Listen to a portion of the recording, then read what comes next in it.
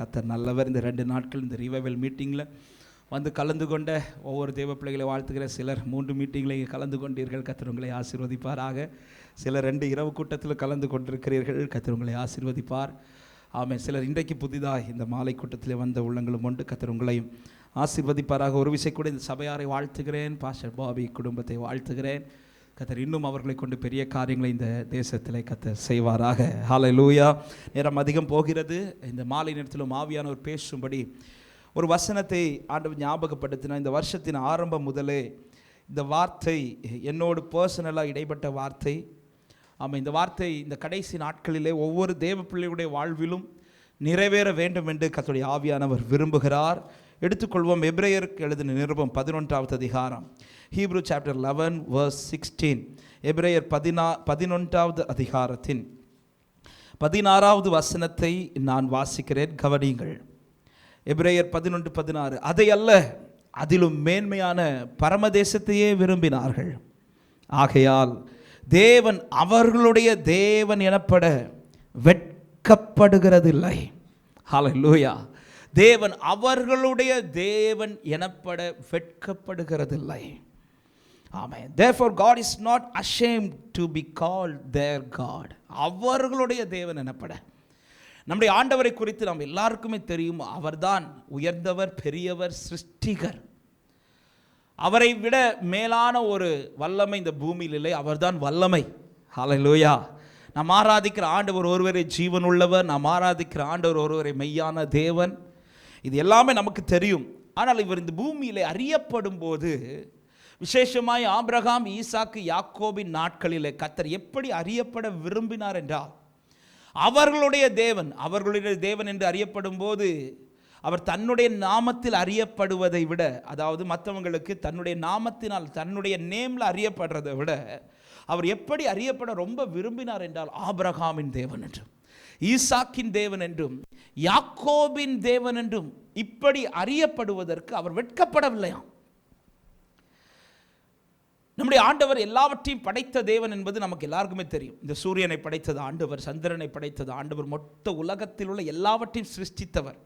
அவருடைய சிருஷ்டிப்பை குறித்து ஆதியாகமம் 1வது அதிகாரத்தில் எல்லாருமே படித்திருக்கிறோம்.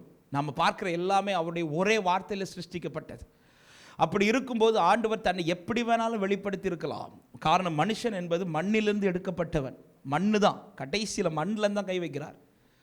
இந்த மண்ணிலிருந்து எடுத்து தான் அவரை உருவாக்கி தன்னுடைய சுவாசத்தை அவனுக்கு கொடுத்தார். ஜீவாத்மாவானான் என்று ஆதியாகமத்தில் இருக்கும்போது அவர் எப்படி அறியப்பட்டிருக்கலாம் தெரியுமா? இந்த சூரியனை படைத்த ஆண்டவர் என்று அறியப்பட்டிருக்கலாம், அல்லது சந்திரனை படைத்த ஆண்டவர் என்று அறியப்பட்டிருக்கலாம், அல்லது இந்த அண்ட சராசங்கள் எல்லாவற்றையும் படைத்த ஆண்டவர் என்று தம்மை அவர் வெளிப்படுத்தி இருக்கலாம். ஆனால் அவர் அப்படியெல்லாம் வெளிப்படுத்தாமல், இன்றைக்கி சூரியனை எல்லாரும் பிரமிப்பாய் பார்க்கிறார்கள், சந்திரனை பிரமிப்பாய் பார்க்கிறார்கள். இன்றைக்கி சந்திரனில் என்ன இருக்குன்னு ரிசர்ச் பண்ணிட்டு தான் இருக்கிறாங்க. ஏன்னா இதெல்லாம் ஒரு மனுஷனுக்கு அவனுடைய பார்வைக்கு அவைகள் எல்லாம் பெரியவைகள். அப்படி இருக்கும்போது இந்த பெரிய பெரிய சிருஷ்டிப்பை வைத்து தேவன் இந்த பூமியில் அறியப்பட்டிருந்திருக்கலாம்.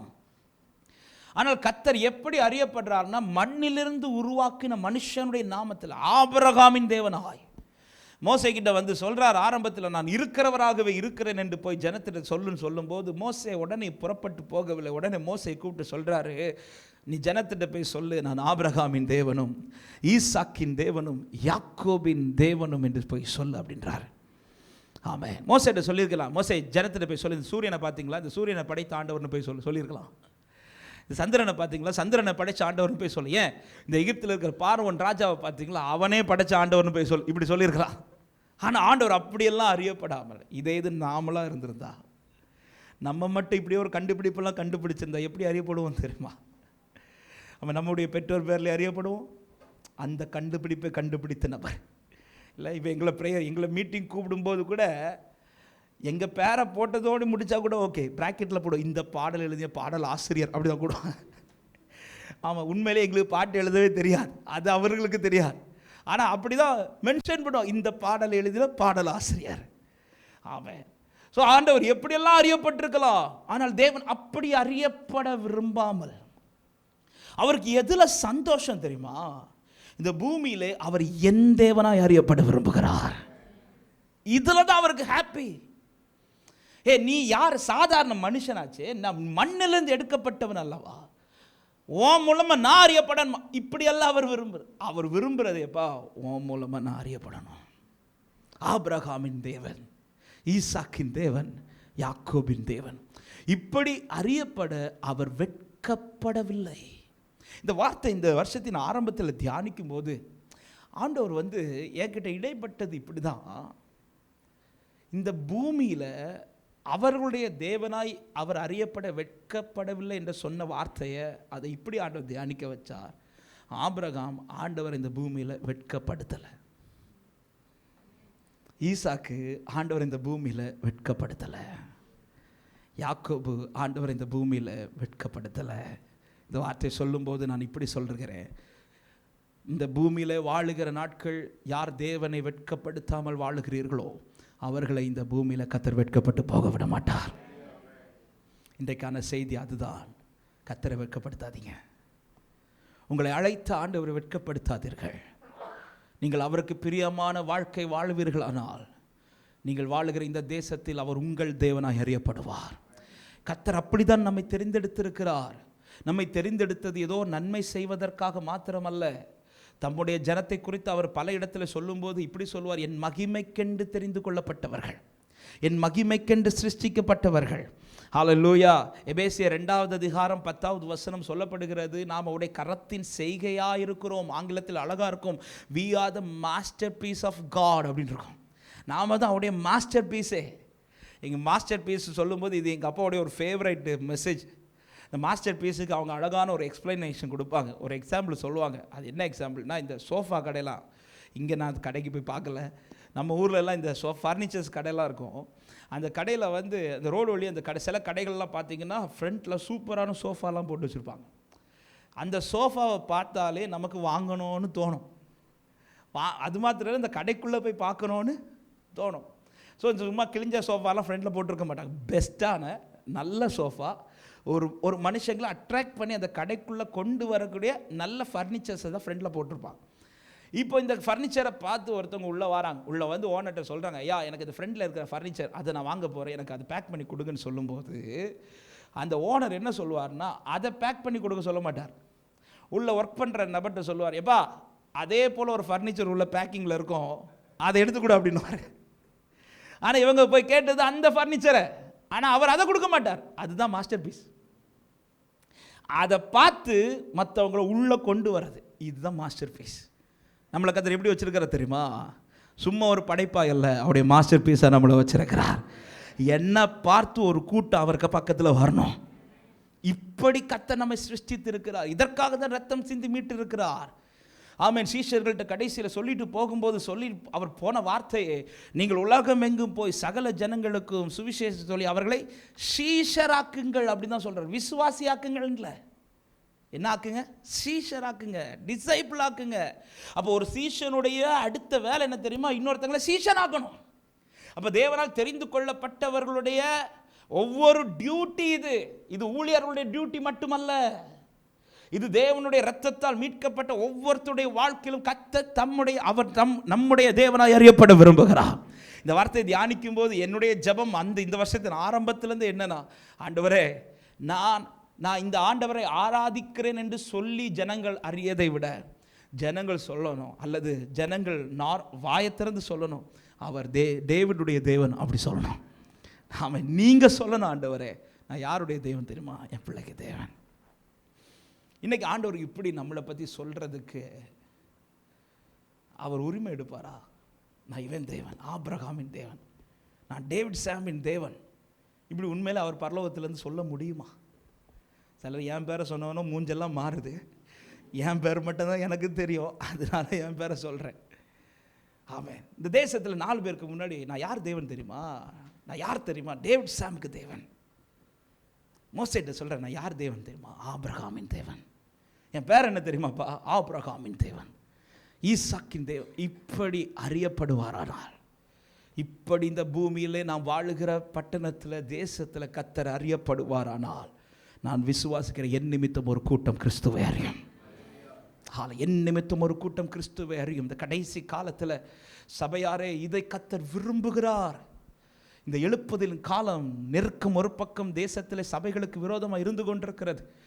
ஆமாம், கிறிஸ்தவத்துக்கு விரோதமாக இருந்து கொண்டிருக்கிறது. இன்றைக்கி ஒரு கூட்டம், இன்றைக்கி ரீசெண்டான செய்தி நீங்கள் படிச்சிங்களா தெரியல, தமிழ் செய்தியில் முக்கியமான செய்தியில் ஒன்று தான் என்ன தெரியுமா, எல்லாருக்குமே இன்றைக்கி கடவுள் இல்லைங்கிற ஒரு கூட்டமாக இன்றைக்கி மாறிட்டு இருக்கிறாங்க. ஆமாம், அநேக கிறிஸ்டியன்ஸ்லேருந்து இன்றைக்கி அப்படி பிள்ளைங்க யூத்தெல்லாம் இன்றைக்கி மாறிட்டு இருக்கிறாங்க. இப்படி ஒரு நெருக்கமான காலகட்டத்தில் இருக்கும்போது ஆமாம், நாம் இன்னும் அமைதியாய் தேவனுக்கு பிரியமில்லாத வாழ்க்கை வாழ்ந்து கொண்டிருப்போமானால் ஆமாம், அடுத்த ஜென்ரேஷன் கிறிஸ்துவுக்குள் நிற்பது பெரிய ஒரு கொஸ்டின் மார்க். என் நிமித்தம் ஒரு கூட்டம் கிறிஸ்துவை அறிய வேண்டுமே தவிர என் நிமித்தம் ஒரு கூட்டம் கிறிஸ்துவை விட்டு விலகிடக்கூடாது. அவர் என்னுடைய தேவனாய் அறியப்பட விரும்புகிறார். ஏன் இந்த வார்த்தை நம்மோடு கூட கர்த்தர் பேசி கொண்டிருக்கிறார் என்றால், கர்த்தர் நம்மை அழைத்தது அப்படிதான் அழைத்திருக்கிறார். கலாத்தியர் 3வது அதிகாரம் 29வது வசனம், கலாத்தியன்ஸ் சாப்டர் 3 verse 29, 29வது வசனத்தில் இப்படி சொல்ல, நீங்கள் கிறிஸ்துவினுடையவர்களானால் ஆபிரகாமின் சந்ததியாராயும் வாக்குத்தத்தத்தின்படியே சுதந்திரராயும் இருக்கிறீர்கள். நீங்கள் கிறிஸ்துவால் மீட்கப்பட்டவர்கள் என்றால் நீங்களும் ஆபிரகாமின் சந்ததி. அவர் நம்மை அழைத்து ஏதோ ஒரு கூட்டத்தோடு கூட வைக்காமல் எந்த லிஸ்ட்டுக்குள்ளே கொண்டு வரார்னா, நம்ம ஆபிரகாமுடைய ஜென்ரேஷனில் கொண்டு வரார். ஏன் அந்த ஜென்ரேஷனில் கொண்டு வரார்னா, எப்படி அவர் ஆபிரகாமின் தேவன் என அறியப்பட்டாரோ அதே போல் அடுத்து அவருடைய ஜென்ரேஷன் ஈசாக்கின் தேவனாய் அறியப்பட்டது போல அவர் நம்முடைய தேவனாய் அறியப்பட விரும்புகிறார். ஹல்லேலூயா. இந்த வார்த்தை பேசப்பட்டு கொண்டிருக்கும் போது உங்களுடைய ஜெபம் ஒன்றாய் மாறட்ட. ஆண்டவரே, எத்தனை நாட்கள் இந்த பூமியில் வாழ போறேன்னு தெரியாது, ஆனால் வாழ்ந்து முடிக்கிறதற்குள்ளாக என் மூலமாய் ஒரு கூட்டம் உம்மை அறியும்படியான பாக்கியத்தை செய்வீராக. ஆமென். அவர் என்னுடைய தேவனாய் அறியப்படணும். நேரம் அதிகம் போகிறது. நான் ஆமென் சில காரியங்களை மாத்திரம் வேகமாய் சொல்லி நான் ஜெபிக்க விரும்புகிறேன். அவர் ஆபிரகாமின் தேவன். நான் ஆபிரகாம், ஈசாக்கு, யாக்கோபு 3 பேரையும் பற்றி பேசினா இன்னைக்கு ஒரு நாள் பத்தாது. எனவே இந்த நாளிலே ஆபிரகாமை குறித்து மாத்திரம் நான் ஒரு சில காரியங்களை சொல்லி நான் ஜெபிக்க விரும்புகிறேன். இவர் ஆபிரகாமின் தேவனாய் அறியப்படுவதற்கு இந்த ஆபிரகாமிடத்தில் வெளிப்பட்ட ஒரு சில காரியங்கள், நிறைய காரியங்கள் இருந்தாலும் ஒரு சில காரியங்களை நான் சொல்லி நான் ஜெபிக்கிறேன். முதலாவது, இந்த ஆபிரகாமின் தேவனாய் அறியப்பட இந்த ஆபிரகாமிடத்தில் வெளிப்பட்ட முதல் காரியம், அவன் தேவனுடைய அழைப்பை கனப்படுத்தினான். He honored salvation or his calling. அவருடைய அழைப்பை ஆபிரகாம் கனப்படுத்தினான். ஆதியாகமம் 12வது அதிகாரம், எல்லாம் தெரிந்த வார்த்தைகள் தான். கர்த்தர் நம்மோடு கூட பேசுவாராக. ஜெனிசிஸ் சாப்டர் 12 verse 1 and 4, 1வது வசனமும் 4வது வசனமும் யாராவது ஒருத்தர் வாசிக்கிறீங்களா?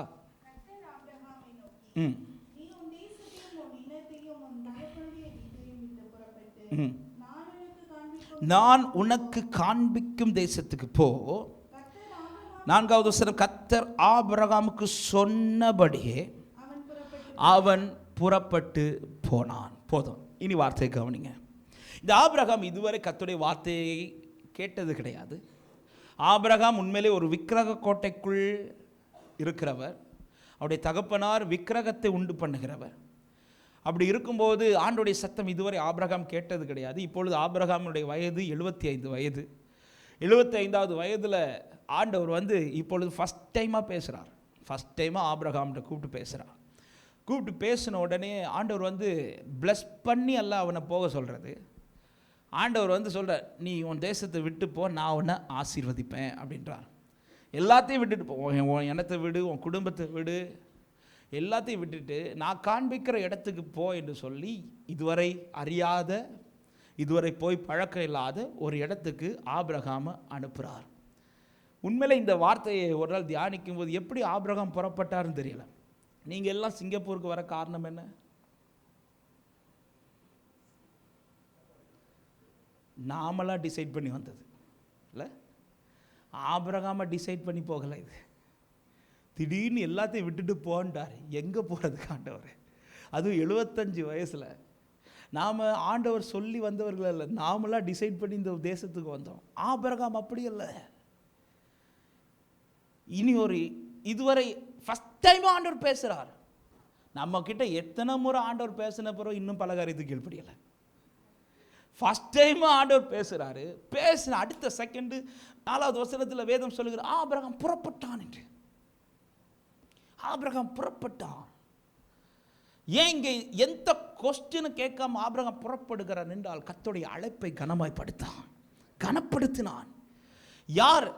கர்த்தர் தன்னுடைய அதாவது ஆபிரகாமின் தேவனாய் அறியப்படுவதற்கு ஆபிரகாம் இடத்தில் வெளிப்பட்ட முதல் குவாலிட்டி என்ன தெரியுமா? தேவனுடைய அழைப்பை கனப்படுத்துறான். எப்படி அழைப்பை கனப்படுத்துறான் என்றால், இந்த ஆபிரகாம் மாத்திரமல்ல அந்த தேசத்தில் வாழ்ந்தது, இன்னும் அநேகர் உண்டு, தன் குடும்பத்தில் இன்னும் அநேகர் உண்டு. ஆனால் எல்லாரையும் கர்த்தர் அழைக்காமல் என்ன செலக்ட் பண்ணி, நான் கூப்பிட்டதினால் என்னை அவர் அழைக்கவில்லை, என்னை பார்த்து அவர் அழைத்திருக்கிறார். ஹல்லேலூயா. இந்த வார்த்தை சொல்லப்படும் போது இங்க இருக்கிற எத்தனை பேருக்கு சொல்ல முடியும், என்னை விட பக்தி உள்ள எத்தனையோ பேர் என் குடும்பத்தில் உண்டு, என் சொந்தத்தில் உண்டு. இந்த கூட்டத்தில் இருக்கிற எத்தனையோ பேர் குடும்பத்தில் இன்னும் ரட்சிக்கப்படாத எத்தனையோ பேர் இருக்கிறார்கள். அத்தனை பேரும் நம்மை விட பாவிகள் கிடையாது, நம்மை விட தேவனை அதாவது பக்தி இல்லாதவர்கள் கிடையாது. நம்மை விட பக்தி உள்ள எத்தனையோ பேர் நம்முடைய சொந்தத்தில் இருக்கும்போது அவர்களை எல்லாம் அழைக்காமல் கர்த்தர் என்னை உங்களை பார்த்து அழைத்திருக்கிறார் என்றா இது எனக்கு கிடைக்கப்பட்ட மிகப்பெரிய பாக்கியம் அல்லவா? ஆமென். அதான் நான் வேடிக்கை சொல்லுவேன், சங்கீதக்காரனாகிய தாவீது, அந்த தாவீது 4வது சங்கீதத்தில் சொல்றார், கர்த்தர் பக்தி உள்ளவனை தமக்கென்று. அந்த தாவீது சொல்லுவார், இந்த தாவீது சொல்ல மாட்டேன். அந்த தாவீது பக்தியா இருந்ததுனால செலக்ட் பண்ணார், இந்த தாவீது பாவியா இருந்து செலக்ட் பண்ணார். ஆமென். பக்தியார். அதனால தான் பாருங்க, பைபிள் அதான் எப்பவுமே சொல்லுவேன், இந்த கிருபை பாராட்டுறது கூட ஓல்ட் டெஸ்ட்மெண்ட்ல நோவாவுக்கு கர்த்தருடைய கண்களில் கிருபை கிடைத்ததுன்னு இருக்கு. ஏன் கர்த்தருடைய கண்களில் நோவாவுக்கு கிருபை கிடைக்குதுன்னா, ஒரு ஒரு ஒரு ஒரு காரியம் இருக்காது. என்னன்னா, நோவா நீதிமானாக இருந்தார். நீதிமானாக இருந்த நோவாவுக்கு கர்த்தருடைய கண்களில் கிருபை. ஆபிரகாமுக்கு கர்த்தருடைய கண்களில் கிருபை கிடைக்கிறது. காரணம் என்னன்னா, ஆபிரகாம் விசுவாசத்தில் வல்லவனானான். மோசைக்கு கர்த்தருடைய கண்களில் கிருபை கிடைக்குது. காரணம், மோசை வீட்டில் எங்கும் உண்மை உள்ளவனாக இருந்தான். யோபுக்கு கிருபை கிடைக்கிறது. காரணம், யோபு உத்தமனாக இருந்தான். தாவீதுக்கு நிச்சயமான கிருபை கிடைக்குது. ஏன்னா அவன் இருதயத்துக்கு. நமக்கு காலை தோறும் கிருபை கிடைக்குது. எதனால? இந்த கேரக்டர்ல ஏதாவது ஒன்று நமக்கு செட் ஆகுமா? இதுல ஒன்றுமே நம்ம கிடையாது. அப்படி இருந்து இன்னைக்கு நமக்கு கொடுக்கிற கிருபை அளவற்ற கிருபை. இந்த கிருபை எதனால தாரானா, நீதிமானா இருக்கிறதுனால அல்ல, உத்தமனாய் வாழ்றதுனால அல்ல, அவர் நம்ம வச்ச அன்பினால. ஆமென்.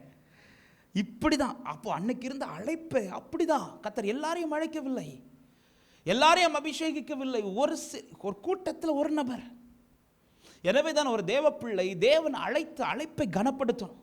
தேவன் கொடுத்த அழைப்பு என்பது ஊழிய அழைப்பு மாத்திரமல்ல, தேவன் கொடுத்த ரட்சிப்பு. நான் அடிக்கடி எல்லா மீட்டிங்லையும் சொல்லுகிற ஒரு வார்த்தை, ஒரு தேவ பிள்ளை தினமும் எதற்கு நன்றி செலுத்தணும்னா, கர்த்தர் உங்களை ரட்சித்ததற்காக. ஆமென். என் தகப்பனாரிடத்தில் நாங்கள் கண்ட ஒரு காரியம், நான் நேற்றுக்கு சொன்னேன்னா, எங்கள் அப்பாவை பற்றி நீ காலைல சொன்னேன்னு நினைக்கிறேன். தேவன் அறியாத குடும்பத்தில் பிறந்து கர்த்தர் அவர்களை ரட்சித்து அவர்களை அழைத்து ஊழியத்தில் பயன்படுத்தி அவங்கள அந்த ரட்சிக்கப்பட்ட அந்த நாள் வரும்போது பார்த்தீங்கன்னா தெரியும், அவங்க அழுதுகிட்டே இருப்பாங்க. திடீர்னு சாப்பிடும்போது அழுவாங்க. ஏன்ப்பா அழுறீங்கன்னு கேட்டால் சொல்லுவாங்க, இல்லை கர்த்தர் என்னை ரட்சித்ததை நினச்சிட்டேன் அப்படின்வாங்க. அவன் நமக்கு நம்ம பர்த்டே ஞாபகம் இருக்குங்க, நம்ம வெட்டிங் டே ஞாபகம் இருக்குது. சிலருக்கு அது மறந்துடும். வெட்டிங் டே ஞாபகம் இருக்குது. நம்ம பிள்ளைங்களுக்கு பர்த்டே ஞாபகம் இருக்குது. பிள்ளைகளுடைய வெட்டிங் டே ஞாபகம் இருக்குது. எத்தனை பேருக்கு ரட்சிக்கப்பட்ட டே ஞாபகம் இருக்குது? நமக்கு அதெல்லாம் ஒரு விஷயம் கிடையாது. ஆமென். இன்னும் எத்தனையோ பேர் ரட்சிக்கப்படவில்லை. இந்த அழைப்பு நாம் கேட்டதினால் கிடைக்கப்பட்டதல்ல, அவர் கிருபையினால் நமக்கு கொடுக்கப்பட்டது. பாருங்க, அதனால தான் சவுலை தெரிந்தெடுக்கும் போது எப்படி செலக்ட் பண்ணுறாருன்னா, சாமுவேலுக்கு எல்லாமே முன்னமே சொல்லிடுவார். 1 சாமுவேல் 9வது அதிகாரத்தில் இருக்கு, நீங்கள் வீட்டில் போய் படிச்சுக்கோங்க.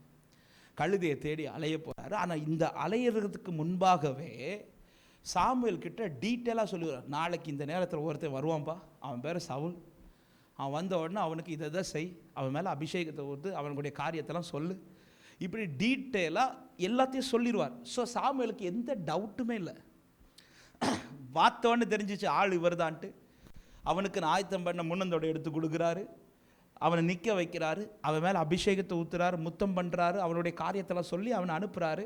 சாமுவேலுக்கு எந்த டவுட்டுமே இல்லை, இதில் யாராக இருக்கும் அப்படின்லாம் ஒரு டவுட்டுமே, ஏன்னா டீட்டெயிலாக சொல்லிட்டார், பேரோட சொல்லிட்டார். இப்போ தாவீதை செலக்ட் பண்ண வரும்போது ஆண்டவர் எப்படி சொல்றாருன்னா, 1 சாமுவேல் 16வது அதிகாரத்தில் இருக்குது, ஈசாய் வீட்டுக்கு போ, அங்கே ஒருவனை நான் செலக்ட் பண்ணுவேன் அப்படின்ட்டார். ஆண்டவருக்கு தெரியுமா தாவீது தான் செலக்ட் பண்ண போகிறேன்ட்டு? தெரியும். அப்படி இருக்கும்போது சாமுவேல்கிட்ட என்ன சொல்லியிருக்கலாம்? எப்போ காட்டுக்குள்ளே ஒரு பையன் இருக்கிறான், அவனை போய் செலக்ட் பண்ணு இப்படி சொல்லி டைரெக்டாக சாமுவேலை சொல்லியிருக்கலாம். சாமுவேல்கிட்ட சொல்லிட்டாரு, ஈசாய் வீட்டுக்கு போ, அங்கே ஒருத்தனை செலக்ட் பண்ணி. சாமுவேல் என்ன நினச்சிருப்பாருன்னா, ஈசாய் வீட்டில் ஒரு பையன் தான் இருப்பான்ட்டு. அங்கே போய் பார்த்தா தான் லிஸ்ட் வரிசையாக வருது. 7 பேரை கொண்டு வந்து நிறுத்துறாரு. 7 பேரை பார்த்தாலும் 7 பேரும் சாமுவேலுடைய பார்வைக்கு பெஸ்ட்டு, த பெஸ்ட் அப்படிதான் இருப்பான். 7 பேருடைய பொசிஷன் அப்படி, 7 பேருடைய கலர் அப்படி, அழகு அப்படி, சரீர நிலம் அப்படி. இதை பார்த்த உடனே ஃபர்ஸ்ட் ஆளை பார்த்தோடனே சாமுவேல் டிசைட் பண்ணார், இவன் தான் ஆளுன்ட்டு ஊற்ற போயிட்டார் தைலத்தை. ஆண்டவர் சொல்லிட்டார் இவன் இல்லைன்றார். அடுத்த ஆளுக்கிட்ட போகிறார், இவன் இல்லை. 7 பேர்கிட்ட போகிறார், இவன் இல்லை. இப்போ சாமுவேலுக்கு ஒரு மாதிரி ஆயிடுச்சு. ஆண்டவரை சவுலுக்கு ஈஸியாக செலக்ட் பண்ண வச்சிட்டிங்க, இப்போ இதில் யாருன்னு தெரியலை. இப்போ இனி ஒருத்தர் உண்டுங்கிறது கூட சாமுவேலுக்கு தெரியாது. உடனே சாமுவேல் ஈசாயிட்ட கேட்குறேன், எப்போ வேறு ஏதாவது பிள்ளை உனக்கு உண்டா? அதாவது எங்கள் அப்பா ஊழியத்தில் இருந்தாங்க. திடீர்னு யாராவது எங்கள் அப்பா கிட்ட உங்களுக்கு எத்தனை பிள்ளைங்கன்னு கேட்டால் சொல்லிடுவாங்க 5 பிள்ளைங்கன்னு. ஆனால் உங்கள் பிள்ளைங்க என்ன படிக்கிறாங்கன்னு கேட்டால் எங்கள் அப்பாவுக்கு சொல்ல தெரியாது. ஏன்னா ஃபுல்லாக எங்கள் அம்மா தான் எங்களுக்கு கவனிக்கிறது. அப்பா ஊழியத்தில் போயிடுவாங்க. இங்கே ஈசாயிட்ட வந்த கொஸ்டின் என்ன தெரியுமா? அவங்க பிள்ளை என்ன படிக்கிறது இல்லை, இனி ஒரு பிள்ளை உண்டான்னு. இது எவ்வளோ பெரிய அசிங்கம் தெரியுமா? ஈசாய் உடனே யோசித்து சொல்கிறது, ஆமாம் இனி ஒருவன் இருக்கிறான் என் பிள்ளை, அவனையும் கூட்டிகிட்டு வந்துடுறேன். சாமுவேல் இப்படி சொல்கிறதுக்கு பதிலாக அவனுடைய பொசிஷனையும் சொல்கிறார். இனி ஒருவன் இருக்கிறான், அவன் ஆடுகளை மேய்ச்சிட்டு இருக்கிறான். இது எதுக்குங்க சொல்லணும்? தன் தகப்பனுடைய பார்வைக்கும் தாவீது குவாலிஃபைட் கிடையாது. எல்லாரும் அதனால தான் தாவீது ஒரு இடத்துல சொல்லுவார், என் தகப்பனும் தாயும் என்னை கைவிட்டாலும் கர்த்தர் என்னை சேர்த்துக் கொள்வார். தகப்பை எங்கே எல்லாரையும் நிறுத்தின. உண்மையிலே இப்போ நான் 12th 10th வரை கொஞ்சம் நல்லா படிச்சுட்டு இருந்தேன். எங்கள் அண்ணன் பின்னாடி இருக்கிறாங்க. 9th வரை நல்லா படிச்சுட்டு இருந்தேன். 10th வந்தோடனே நம்ம கொஞ்சம் கிருமி வேலையெல்லாம் தொடங்கிட்டோம். படிப்பு கொஞ்சம் டவுனாக தொடங்கிச்சு. ஆண்டவர் கிருபையினால் 10th எப்படியோ பாஸ் பண்ணிட்டேன். அடுத்து ஒழுங்காக தமிழ் மீடியத்திலே 10th வரை தமிழ் மீடியம் தான் படித்தேன். 11th 12th Tamil மீடியமே படிச்சிருந்துருக்கலாம். நான் எங்கள் அம்மா கிட்டே இல்லை நான் இங்கிலீஷ் மீடியம் தான் படிப்பேன்னு சொல்லிட்டு இங்கிலீஷ் மீடியம் போயிட்டேன். இங்கிலீஷில் போன பிறகு தான் தெரிஞ்சு எல்லாமே டோட்டலாக சேஞ்சாக இருக்குது. 11th 12th எப்படியோ ஆண்டவர் தயவு காட்டி 1 மார்க் குறைச்சிருந்தா ஃபெயில் ஆகிருப்பேன். அந்த அளவுக்கு பாஸ் பண்ணி விட்டார். இப்படி பாஸ் பண்ணதும் எங்கள் அம்மாவுக்கு பயங்கர கோவம். ஏன்னா எங்கள் வீட்டில் எல்லாருமே இன்ஜினியரிங். அப்போ எங்கள் அம்மா ஏன்னா எக்ஸாம் எழுதணும்னு நான் விட்ட டயலாக்லாம் பயங்கரமாட்டேன்மா, இந்த மாதிரி இதுக்கு 98 99 இப்படி தான் சொல்கிறேன். கடைசியில் பார்த்தா 35 நிற்கிறேன். இப்போது ஜஸ்ட்டு பாஸில் நிற்கிறேன். அதுவும் அன்றைக்கி ரிசல்ட் அன்றைக்கி எங்கள் சொந்தங்கள் எல்லாமே எங்கள் வீட்டில் தான் இருக்கிறாங்க. எல்லோரும் எதிர்பார்ப்போங்க. நான் பின்னாடி ஒரு ரூமில் ஒளிஞ்சிருக்கிறேன். என்னை தேடி தூக்கிட்டு எல்லாருக்கும் முன்னாடி நிறுத்தி திட்டுறாங்க. இப்போ அடுத்த ஸ்டடீஸ் போனோம். எங்கள் அம்மா கோவத்தில் சொல்கிறாங்க, இவனை இன்ஜினியரிங்லாம் வேண்டாம், இவனை ஆர்ட்ஸ் காலேஜில் போட சொல்லும்போது நான் பெரிய ஆள் மாதிரி இல்லை, நான் இன்ஜினியரிங் தான் படிப்பேன். எங்கள் அம்மாவுக்கு நீ எடுத்த மார்க்குக்கு இன்ஜினியரிங்கா? உடனே எங்கள் அப்பா அதுலேருந்து எனக்காக ரெக்கமெண்ட் பண்ணுறாங்க, இல்லை 4 பிள்ளைங்களும் இன்ஜினியரிங் படித்தாங்கல்ல, அவனுக்கும் இன்ஜினியரிங் படிச்சிடட்டு. இப்போ எங்கள் அப்பா ஒவ்வொரு காலேஜாக அலைகிறாங்க. அலைஞ்சி 2-3 காலேஜில் அலைஞ்சி போகிற இன்னொரு காலேஜில் பேசி அண்ணன் மூலமாக அண்ணன் படித்த காலேஜில் பேசி சீட் வாங்கி கொடுத்துட்டாங்க. அதுக்கப்புறம் நான் ஏன் இந்த வார்த்தை சொல்கிறேன்னா, தன் வீட்டில் 4 பிள்ளைங்க ஒரு இன்ஜினியரிங்கில் இருக்கிறாங்கன்னு சொன்ன உடனே ஒரு தகப்பனுடைய ஏக்கம் என்னென்னா, இந்த பிள்ளையும் அதே நிலைமைக்கு. ஆனால் தாவீதின் குடும்பத்தில் பாருங்கள் 7 பேர் ஒரே பொசிஷனில் இருக்கும்போது தாவீதை இந்த பொசிஷனை கொண்டு வரணும்னு அந்த வீட்டில் ஒருத்தங்க கூட யோசிக்கலை. இதுதாங்க உறவு. ஆமென். எல்லா உறவுகளும் என்னை ஒரே போல பார்க்கும் என்று தெரியாது, ஆனால் ஒரே ஒரு உறவு தான் என்னை மேன்மையாக பார்க்கும். அதுதான் தாவீது சொல்கிற, நீர் என்னை மகா மேன்மையான சந்ததியாய் பார்க்கிறேன். அத்தனை பேர் இப்படி பார்க்கும்போது நான் சொல்ல வந்த காரியத்தை சொல்ல விரும்புகிறேன். இப்போ தாவீது 7 பேரை நிறுத்தி விட்டு தாவீதை கூட்டிகிட்டு வர்றார். கூட்டிகிட்டு வந்தோடனே ஆண்டவர் சொல்கிறார், இவன் தான்ட்டார். ஆண்டவர் இதை நீங்கள் ஃபஸ்ட்டே சாமுவேல்கிட்ட சொல்லியிருக்கலாமே. சவுலை எப்படி தெளிவாக சொல்லி அவனை அபிஷேகம் பண்ணிரோ, இதே போல் சாமுவேல் தாவீதை குறித்து சொல்லி காட்டுக்குள்ளே போய் அபிஷேகம் பண்ணியிருக்கலாமே. ஆனால் ஆண்டவர் இதில் கற்றுக் கொடுத்த ஒரு பாடம், தாவீதுக்கு ஏன் இப்படி ஒரு தெரிந்தெடுப்பை கர்த்தர் வைத்தார் என்றால், இப்போ தாவீது அழைத்து வரும்போது சாமுவேல் வீட்டில் இருக்கிறத பார்க்கிறார். பார்த்து விட்டு அடுத்து அவர் யாரை பார்த்திருப்பான் தெரியுமா? தனக்கு முன்பாக நிறுத்தப்பட்ட 7 பேரை பார்த்திருந்திருப்பார். 7 பேரை பார்த்திருந்திருப்பார். இப்போதான் தாவீது அத்தனை பேருக்கு முன்பாகவும் அபிஷேகம் பண்ணப்படுகிறான். இந்த அபிஷேகம் பண்ணப்படும் போது தாவீதுக்கு ஒரு வார்னிங்கும் கொடுக்கப்படுது. என்ன வார்னிங் தெரியுமா? தாவீதே, உன் மேலே விழப்பட்ட இந்த அபிஷேகம் வேற பர்சன்ஸ் இல்லாததினால் அல்ல, வேற பர்சன்ஸ் இல்லாததினால் அல்ல, உன்னை விட தகுதியுள்ள 7 பேர் உண்டு. அத்தனை பேரையும் தள்ளிவிட்டு தான் கர்த்தர் உன்னை தெரிந்தெடுத்து வச்சிருக்கிறார். அன்பு சகோதரர், அன்பு சகோதரி, இந்த சபையில் இன்னைக்கு இந்த சேர்ல இருக்கிறீங்களே, நீங்கள் இருக்கிற இந்த சேர்ஸில் இந்த பட்டணத்தில் வேற பர்சன்ஸ் இல்லாததினால கர்த்தர் உங்களை கொண்டு வந்து நிறுத்தினது. அவர்கள் மேல் கொடுக்கப்படாத அழைப்பு கிருபையாய் கர்த்தர் எனக்கு உங்களுக்கு கொடுத்திருக்கிறார். இது எனக்கு கிடைத்த பாக்கியம் என்று சொல்றவங்க கரங்களை உயர்த்தி சத்தமாய் ஆமென் என்று சொல்லுங்க பார்க்கலாம். இது சவுலுக்கு தெரியாது. சவுலுடைய அழைப்பு என்பது அப்படி கிடையாது. சவுல் மட்டும்தான் வர்றார். சவுலுக்கு மேல அபிஷேகம் உள்ளது. சவுல் என்ன நினைச்சிட்டார்னா, என்னை விட வேற ஆளே. அதனால ஒரு குறிப்பிட்ட காலத்துக்கு பிறகு சவுல் தன்னை மேன்மைப்படுத்த தொடங்கிட்டான், தன்னுடைய இஷ்டம் போல. ஆனா தாவீதை பாருங்க, கடைசி வர ஆமென் எதன்படி தான் நடப்பார் தெரியுமா? அவர் எப்படி கைட் பண்றாரோ. ஏன்னா தாவீதுக்கு தெரியும், என் மேல் விழுந்த அபிஷேகம் நான் மாத்திரம் தான் இந்த இடத்தில் இருந்ததினால் அல்ல, என்னை விட தகுதியுள்ள 7 பேர் உண்டு. ஏன் இந்த வார்த்தையை சொல்லுகிறேன் என்றால், அன்பு சகோதரா, நம்மேல் விழுந்த இந்த ரட்சிப்பின் வஸ்திரம் தகுதியினால் விழப்பட்டதல்ல. தகுதியுள்ள அநேகர் இன்று வெளியில் தான் இருக்கிறார்கள். ஆமென். நமக்கு விழப்பட்ட இந்த ரட்சிப்பின் வஸ்திரம் நம்முடைய பலத்தினால் விழுந்ததல்ல. நம்மை விட பலமுள்ள அநேகர் வெளியில் இருக்கிறார்கள். நம்மை விழப்பட்ட ரட்சிப்பின் வஸ்திரம் நம்முடைய பக்தி நிமித்தமோ பரிசுத்த நிமித்தமோ அல்ல. நம்மை விட பக்தி உள்ளவர்கள் வெளியில் இருக்கிறாங்க. நம்மை விட பர்ஃபெக்டா வாழ்ற எத்தனை பேர் வெளியில் இருக்கிறாங்க. ஆனால் கர்த்தர் அவர்களை தெரிந்தெடுக்காமல் என்னை உங்களை தெரிந்தெடுத்திருக்கிறார் என்றால் இந்த அழைப்பு பெரியது என்று விசுவாசிக்கிறவங்க கரத்தை உயர்த்தி சத்தமாய் ஆமென் என்று சொல்லுங்க பார்க்கலாம். இது ஆபிரகாமுக்கு தெரியும்.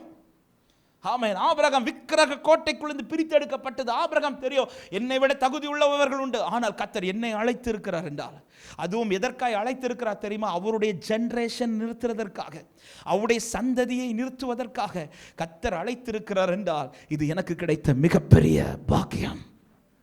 இந்த அழைப்பை தட்டுறதுக்கு ஆபிரகாமுக்கு மனது வரல. ஆபிரகாம் உடனே அதை கனப்படுத்துகிறான். அன்பு சகோதரர், அன்பு சகோதரி, தேவன் தந்த ரட்சிப்பை கனப்படுத்துங்கள். 1 கொரிந்தியர் 1வது அதிகாரம் 26, 27, 28 வசனங்கள். 1 கொரிந்தியர் chapter 1 verse 26, 27, 28 எல்லாருக்குமே தெரிந்த வசனம் தான். நீங்கள் அழைக்கப்பட்ட அழைப்பை பாருங்கள். மாம்சத்தின்படி ஞானிகள் அநேகர் இல்லை, வல்லவர்கள் அநேகர் இல்லை, பிரபுக்கள் அநேகர் இல்லை. ஞானிகளை வெட்கப்படுத்தும்படி தேவன் உலகத்தில் பைத்தியமானவர்களை தெரிந்து கொண்டார். ஆமென். ஞானிகள் அநேகம் உண்டு வெளியில. நம்மை விட உண்மையாக சொல்ல போனால் நம்மை விட பக்தி உள்ள ஜனங்கள் மற்ற இடத்துல இருக்கிறாங்க. இல்லை, சில காட்சிகள் எல்லாம் நம்ம ஊர்லலாம் பார்க்கும்போது உண்மையிலே எனக்கு நல்ல ஞாபகம் இருக்குது. திருச்சி பக்கத்தில் ரெண்டு காட்சி எனக்கு மறக்கவே மாட்டேன். ஒரு காட்சி திருச்சி பக்கத்தில் பகல் நேரத்தில் 12 o'clock. திருச்சியிலேருந்து யாராவது இருக்கிறீங்களா? திருச்சி வெயில் எப்படி இருக்கும்னு சிஸ்டர்கிட்ட கேளுங்க. 12 மணிக்கு திருச்சி வெயில் அப்படி காரில் போயிட்டு, நான் போகிற கார் ஏசி காரு, ஏசி ஃபுல்லாக வச்சுருக்கிறேன். நான் ஏசி ஃபுல்லாக வச்சு காரில் போயிட்டு இருந்தாலும் எனக்கு வேர்க்குது. அவ்வளோ சூடு, சரியான சூடு. நான் புலம்புறேன், எப்படி தான் இந்த பட்டணத்தில் மனுஷங்க வாழ்கிறாங்களோ அப்படி சூடு. 12 மணிக்கு ஏசியெல்லாம் என்னென்ன கேட்க மாட்டேங்குது. அப்படி சூட்டில் இப்படி வேர்த்துட்டு என் வண்டி ஓட்டுற பிரதர்கிட்ட புலம்பிட்டே வரேன். அப்படி புலம்பிட்டு இருக்கும்போது திடீர்னு ஒரு காட்சி பார்க்குறேன். ரோட்டில் ஒரு கூட்ட ஜனங்கள் நடந்து போகிறாங்க. அதில் பிள்ளைங்க இருக்கிறாங்க, சின்ன பிள்ளைங்க, வாலிப பிள்ளைங்க இருக்கிறாங்க, வயதானவர்கள் இருக்கிறார்கள், பெரியவர்கள் இருக்கிறார்கள். செருப்பு போடாமல் ஒரே போல் கலர் ட்ரெஸ் போட்டிருக்கிறாங்க, வாக் பண்ணி போயிட்டே இருக்கிறாங்க. இதை பார்த்துட்டு ஏன்னா சரியான வெயில், செருப்பு போடல. அப்போ நான் வண்டி ஓட்டுற பிரதர்கிட்ட கேட்டேன், பிரதர் என்ன பிரதர் இந்த வெயிலில் நம்ம காருக்குள்ளே இருக்க முடியலை, இப்படி நடந்து போயிட்டு இருக்கிறாங்களேன்னு சொல்லி அவர்கிட்ட கேட்கும்போது அவர் ஒரு குறிப்பிட்ட ஒரு ஸ்தலத்தை சொல்லி, அங்கே ஒரு கோயில் இருக்குது, அவங்க வீட்டிலேருந்தே புறப்பட்டு நடப்பாங்க, இப்படி நடந்து போனால் அவங்களுக்கு ஏதோ ஒன்று கிடைக்கும், அது அவங்களுடைய நம்பிக்கை. இந்த வார்த்தை அவர் சொன்னதை எனக்கு அழுக வந்துடுச்சு. நம்மளை ஆண்டவர் எப்படி போக வச்சுட்டார்னா, காரில் ஏசி போட்டு போக வச்சிட்ருக்கு. ஆண்டவர் எதை நினைக்க வச்சார்னா, ஒருவேளை ஆண்டவர் என்னை ரட்சிக்கலைன்னா நானும் இப்படி தான் நடந்திருப்பேன். அதாவது என்ன நடக்க விடாமல் அவர் கல்வாரியில் நடந்துட்டார். என்ன சுமக்க விடாமல் அவர் சுமந்து அவங்கள ரட்சிக்கிறதுக்கு முன்பாக கர்த்தர் என்னை ரட்சித்துட்டார். ரெண்டாவது எதுக்கு அழுதேன்னா, ஆண்டவரே என் கண்ணை திறந்ததுனால நான் இன்னைக்கு உங்கள் சமூகத்தில் இருக்கிறேன். அவங்க கண்கள் திறக்கப்படலை, அவங்க கண்ணையும் திறந்துடுங்க ஆண்டவரே அப்படி சொல்லி. இது ஒரு காட்சி. ரெண்டாவது ஒரு காட்சி என்னென்னா, இடுக்கி பக்கத்தில் அங்கே மலை பிரதேசம், தேயிலை தோட்டம், சரியான குளிர் ஈவினிங். அதுவும் டிசம்பர் மாதத்தில் போயிருந்தேன். ஒரு 3 days கன்வென்ஷன். அது தங்கியிருந்த ஹோட்டல்லேருந்து அந்த மீட்டிங் போகிற ஏரியா ஒரு 5 kilometers. ஈவினிங் புறப்பட்டு என்ன ஒரு 7:30 8 o'clock தான் வர சொன்னாங்க. மீட்டிங் லேட்டாக தான் தொடங்குச்சு. பாச நீங்கள் ஒரு 7க்கு அப்புறம் கிளம்பி வாங்கிட்டு. அப்போ நைட்டு 7 மணிக்கு போகும்போது ஸ்ட்ரீட் லைட்லாம் கிடையாது அந்த தெருவில். 2 பக்கமும் தேயிலை தோட்டம், ஒரு சின்ன ரோடு, சரியான இருட்டு. நான் அப்போ காரில் போயிட்டு இருக்கிறேன். திருச்சியில் காரில் ஏசி ஃபுல்லாக வச்சு, இங்கே ஹீட்ரு ஃபுல்லாக வைப்பேன். ஏன்னா அவ்வளோ குளிர். நான் 2-3 பிளாங்கெட்லாம் போட்டு தான் போகிறேன். ஆனாலும் குளிர் தாங்க முடியல. அந்த குளிரில் அப்படி ஹீட்டரை ஆன் பண்ணி விட்டு காரில் போயிட்டுருக்கிறேன். ஒரு ஃபியூ செகண்ட்ஸில் ஒரு காட்சி பார்க்குறேன். ஒரு சின்ன ஒரு பிரிட்ஜு வருது. அந்த பிரிட்ஜை தாண்டி இந்த பக்கத்தில் ஒரு கோயில் இருக்குது, இந்த பக்கத்தில் ஒரு மரம் இருக்குது. இந்த மரத்துக்கு ஃப்ரெண்டில் ஒரு சின்ன பையன் இருக்கிறான். ஒரு 7th படிப்பான் அல்லது 6th படிப்பான், அதுக்கு மேலே இருக்க மாட்டான். அவ்வளோதான். அந்த சின்ன பையன் நார்மலாக ஷர்ட் பேண்ட் தான் போட்டுருக்கிறான், செருப்பு போடல. அவன் தெய்வத்துக்கு முன்னாடி நின்று தோப்பு காரணம் போட்டுட்டு இருந்தான். ராத்திரி 7:30 மணிக்கு நார்மலாக ட்ரெஸ் போட்டுட்டு இதை செஞ்சுட்டு இருக்கிறான். கிராஸ் பண்ணி போனதும் ஆண்டவர் என்கிட்ட பேசுகிறார். பக்தி உள்ளவனை செலக்ட் பண்ணியிருந்தா நான் யாரை செலக்ட் பண்ணிப்பேன் தெரியுமா? ஒன்றும் கிடையாது, அவனன்ட்டார். இந்த 2 காட்சிகளும் எனக்கு மறக்கவே மறக்காது. ஏன்னா நம்மை விட தகுதியுள்ள அநேகர் இன்னும் செலக்ட் ஆகலை. கர்த்தர் நம்மளை செலக்ட் பண்ணியிருக்கிறார். எனவே தான் ரட்சிப்பை கனப்படுத்துங்க. இன்னைக்கு சால்வேஷன் கிடைச்சதை இன்னைக்கு ரொம்ப பெருசாக பார்க்க மாட்டேங்கிறோம். நமக்கு எது பெருசுன்னா, ஆண்டவர் நேற்றுக்கு இருந்த சேலரியோட இன்னைக்கு என் சேலரி கூட்டி இருக்கிறாரா, இதுதான் பெருது. நேற்றுக்கு இந்த கார் எனக்கு தடையாக இருந்துச்சு, இந்த தடை மாறி இருக்க, இதுதான் பார்க்குறோம். ஏங்க எத்தனையோ பேருக்கு கிடைக்காத அந்த விலையேறப்பட்ட ரட்சிப்பை கர்த்தர் நமக்கு கொடுத்திருக்கிறார் என்றால், ரட்சிப்பையே தந்தவர் மற்ற எல்லாத்தையும் நமக்காய் செய்ய மாட்டாரா? ஹல்லேலூயா. தன்னுடைய சொந்த குமாரன் என்று பார்க்காமல் நமக்காய் அனுப்பிவிட்ட அந்த இயேசுவே தந்த ஆண்டவர் மற்ற எல்லாவற்றையுமா நமக்கு தரமாட்டாரோ? எனவே ரட்சிப்பை கனப்படுத்துங்கள். இந்த அழைப்பை கனப்படுத்துகிறவன் எதற்கு முக்கியத்துவம் கொடுப்பான் தெரியுமா? அந்த அழைப்பின்படி நடக்கிறதற்கு. ஆபிரகாம் அழைப்பை கனப்படுத்தினதின் அடையாளம் என்ன தெரியுமா? அந்த அழைப்புக்கு பாத்திரவான்களாய் நடந்தான். எனவே தான் தன் தேசத்தை விட்டு, தேவன் சொன்ன மாத்திரத்தில் எங்க போறோன்னு தெரியாது, என்ன நடக்க போகுதுன்னு தெரியாது, 75 வயதுல உனக்கு நான் பிள்ளையை தருவேன் ஆண்டவர் கூப்பிடுறார். என்ன நம்பிக்கையில புறப்பட்டாருன்னு தெரியல. ஆமே, அடுத்து 24 வருடம் காத்திருக்க வைக்கிறார். அழைப்புக்கு பாத்திரவான்களா? ஆமென். அழைப்புக்கு பாத்திரவானாய் நடந்ததின் அடையாளம் தான் 2 காரியம். ஒன்று, தேவன் அழைத்த அந்த ஆபிரகாம் 24 வருடங்கள் கர்த்தர் காத்திருக்க வைத்த பிறகு கூட திரும்ப தன் தகப்பன் தேசத்துக்கு அவன் போகல. தன்னை தேவன் அழைத்த இடத்திற்கு திரும்ப அவன் போகாதபடிக்கு, அதை நான் இப்படி சொல்ல விரும்புகிறேன், பழைய வாழ்க்கைக்கு அவன் திரும்பி போகவில்லை. இது ஆவிக்குரிய கண்ணோட்டத்தோடு சொல்ல போனால் பழைய கிரியைகளுக்கு அவன் இடம் கொடுக்கவில்லை. அழைப்பை கனப்படுத்துகிறவர்களிடத்தில் வெளிப்படுகிற குவாலிட்டி என்ன தெரியுமா? முன்னாடி செஞ்ச காரியத்தை திரும்ப செய்ய மாட்டாங்க. பழைய பாவம் அவங்க வாழ்க்கையில் இருக்காது, பழைய கிரியைகள் அவர்களிடத்தில் வெளிப்படாது. அவர்கள் அழைப்புக்கு பாத்திரவான்களாய் நடக்க துவங்குவார்கள். இப்படி அழைப்புக்கு பாத்திரவான்களாய் நடப்பது நிமித்தமாய் உண்டாகிற ஒரு பலன் என்ன தெரியுமா? எபேசியர் 4வது அதிகாரம், அதனுடைய கர்த்தருக்கு மகிமை உண்டாவதாக 1-2 வசனத்தை வாசியுங்கள். 2 தெசலோனிக்கேயர் 1வது அதிகாரம், 2 தெசலோனிக்கேயர் 1வது அதிகாரம், அதனுடைய 12வது வசனம். யாராவது ஒருத்தர் வாசிக்கிறீங்களா? 2 தெசலோனிக்கேயர் 1:12. நம்முடைய தேவன்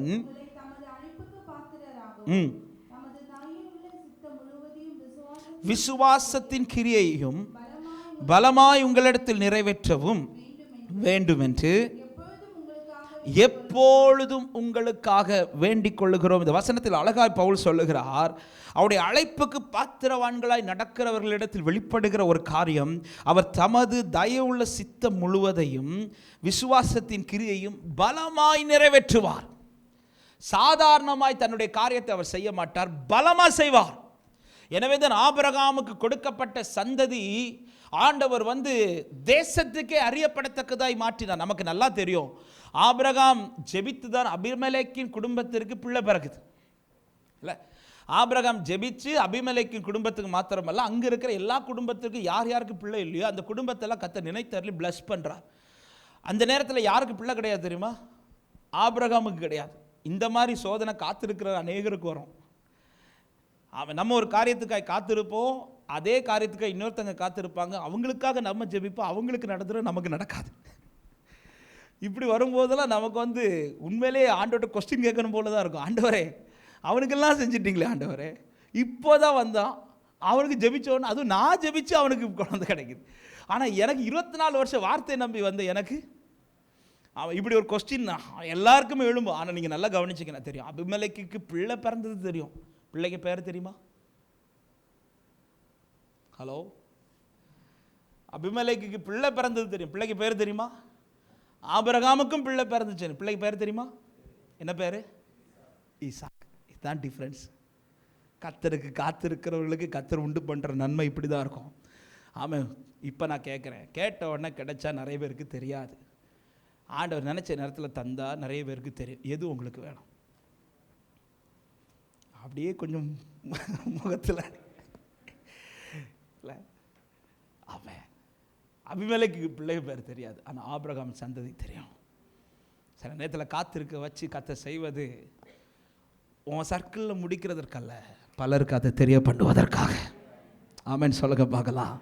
எனவே காத்திருங்கள். நான் இப்போ செய்திக்குள்ள ஒரு அழைப்புக்கு பாத்திரவான்களாய் நடக்க இந்த ஆபிரகாம் வாழ்க்கையில் கர்த்தர் ஒவ்வொன்றையும் பலமாக செய்கிறார் பாருங்க.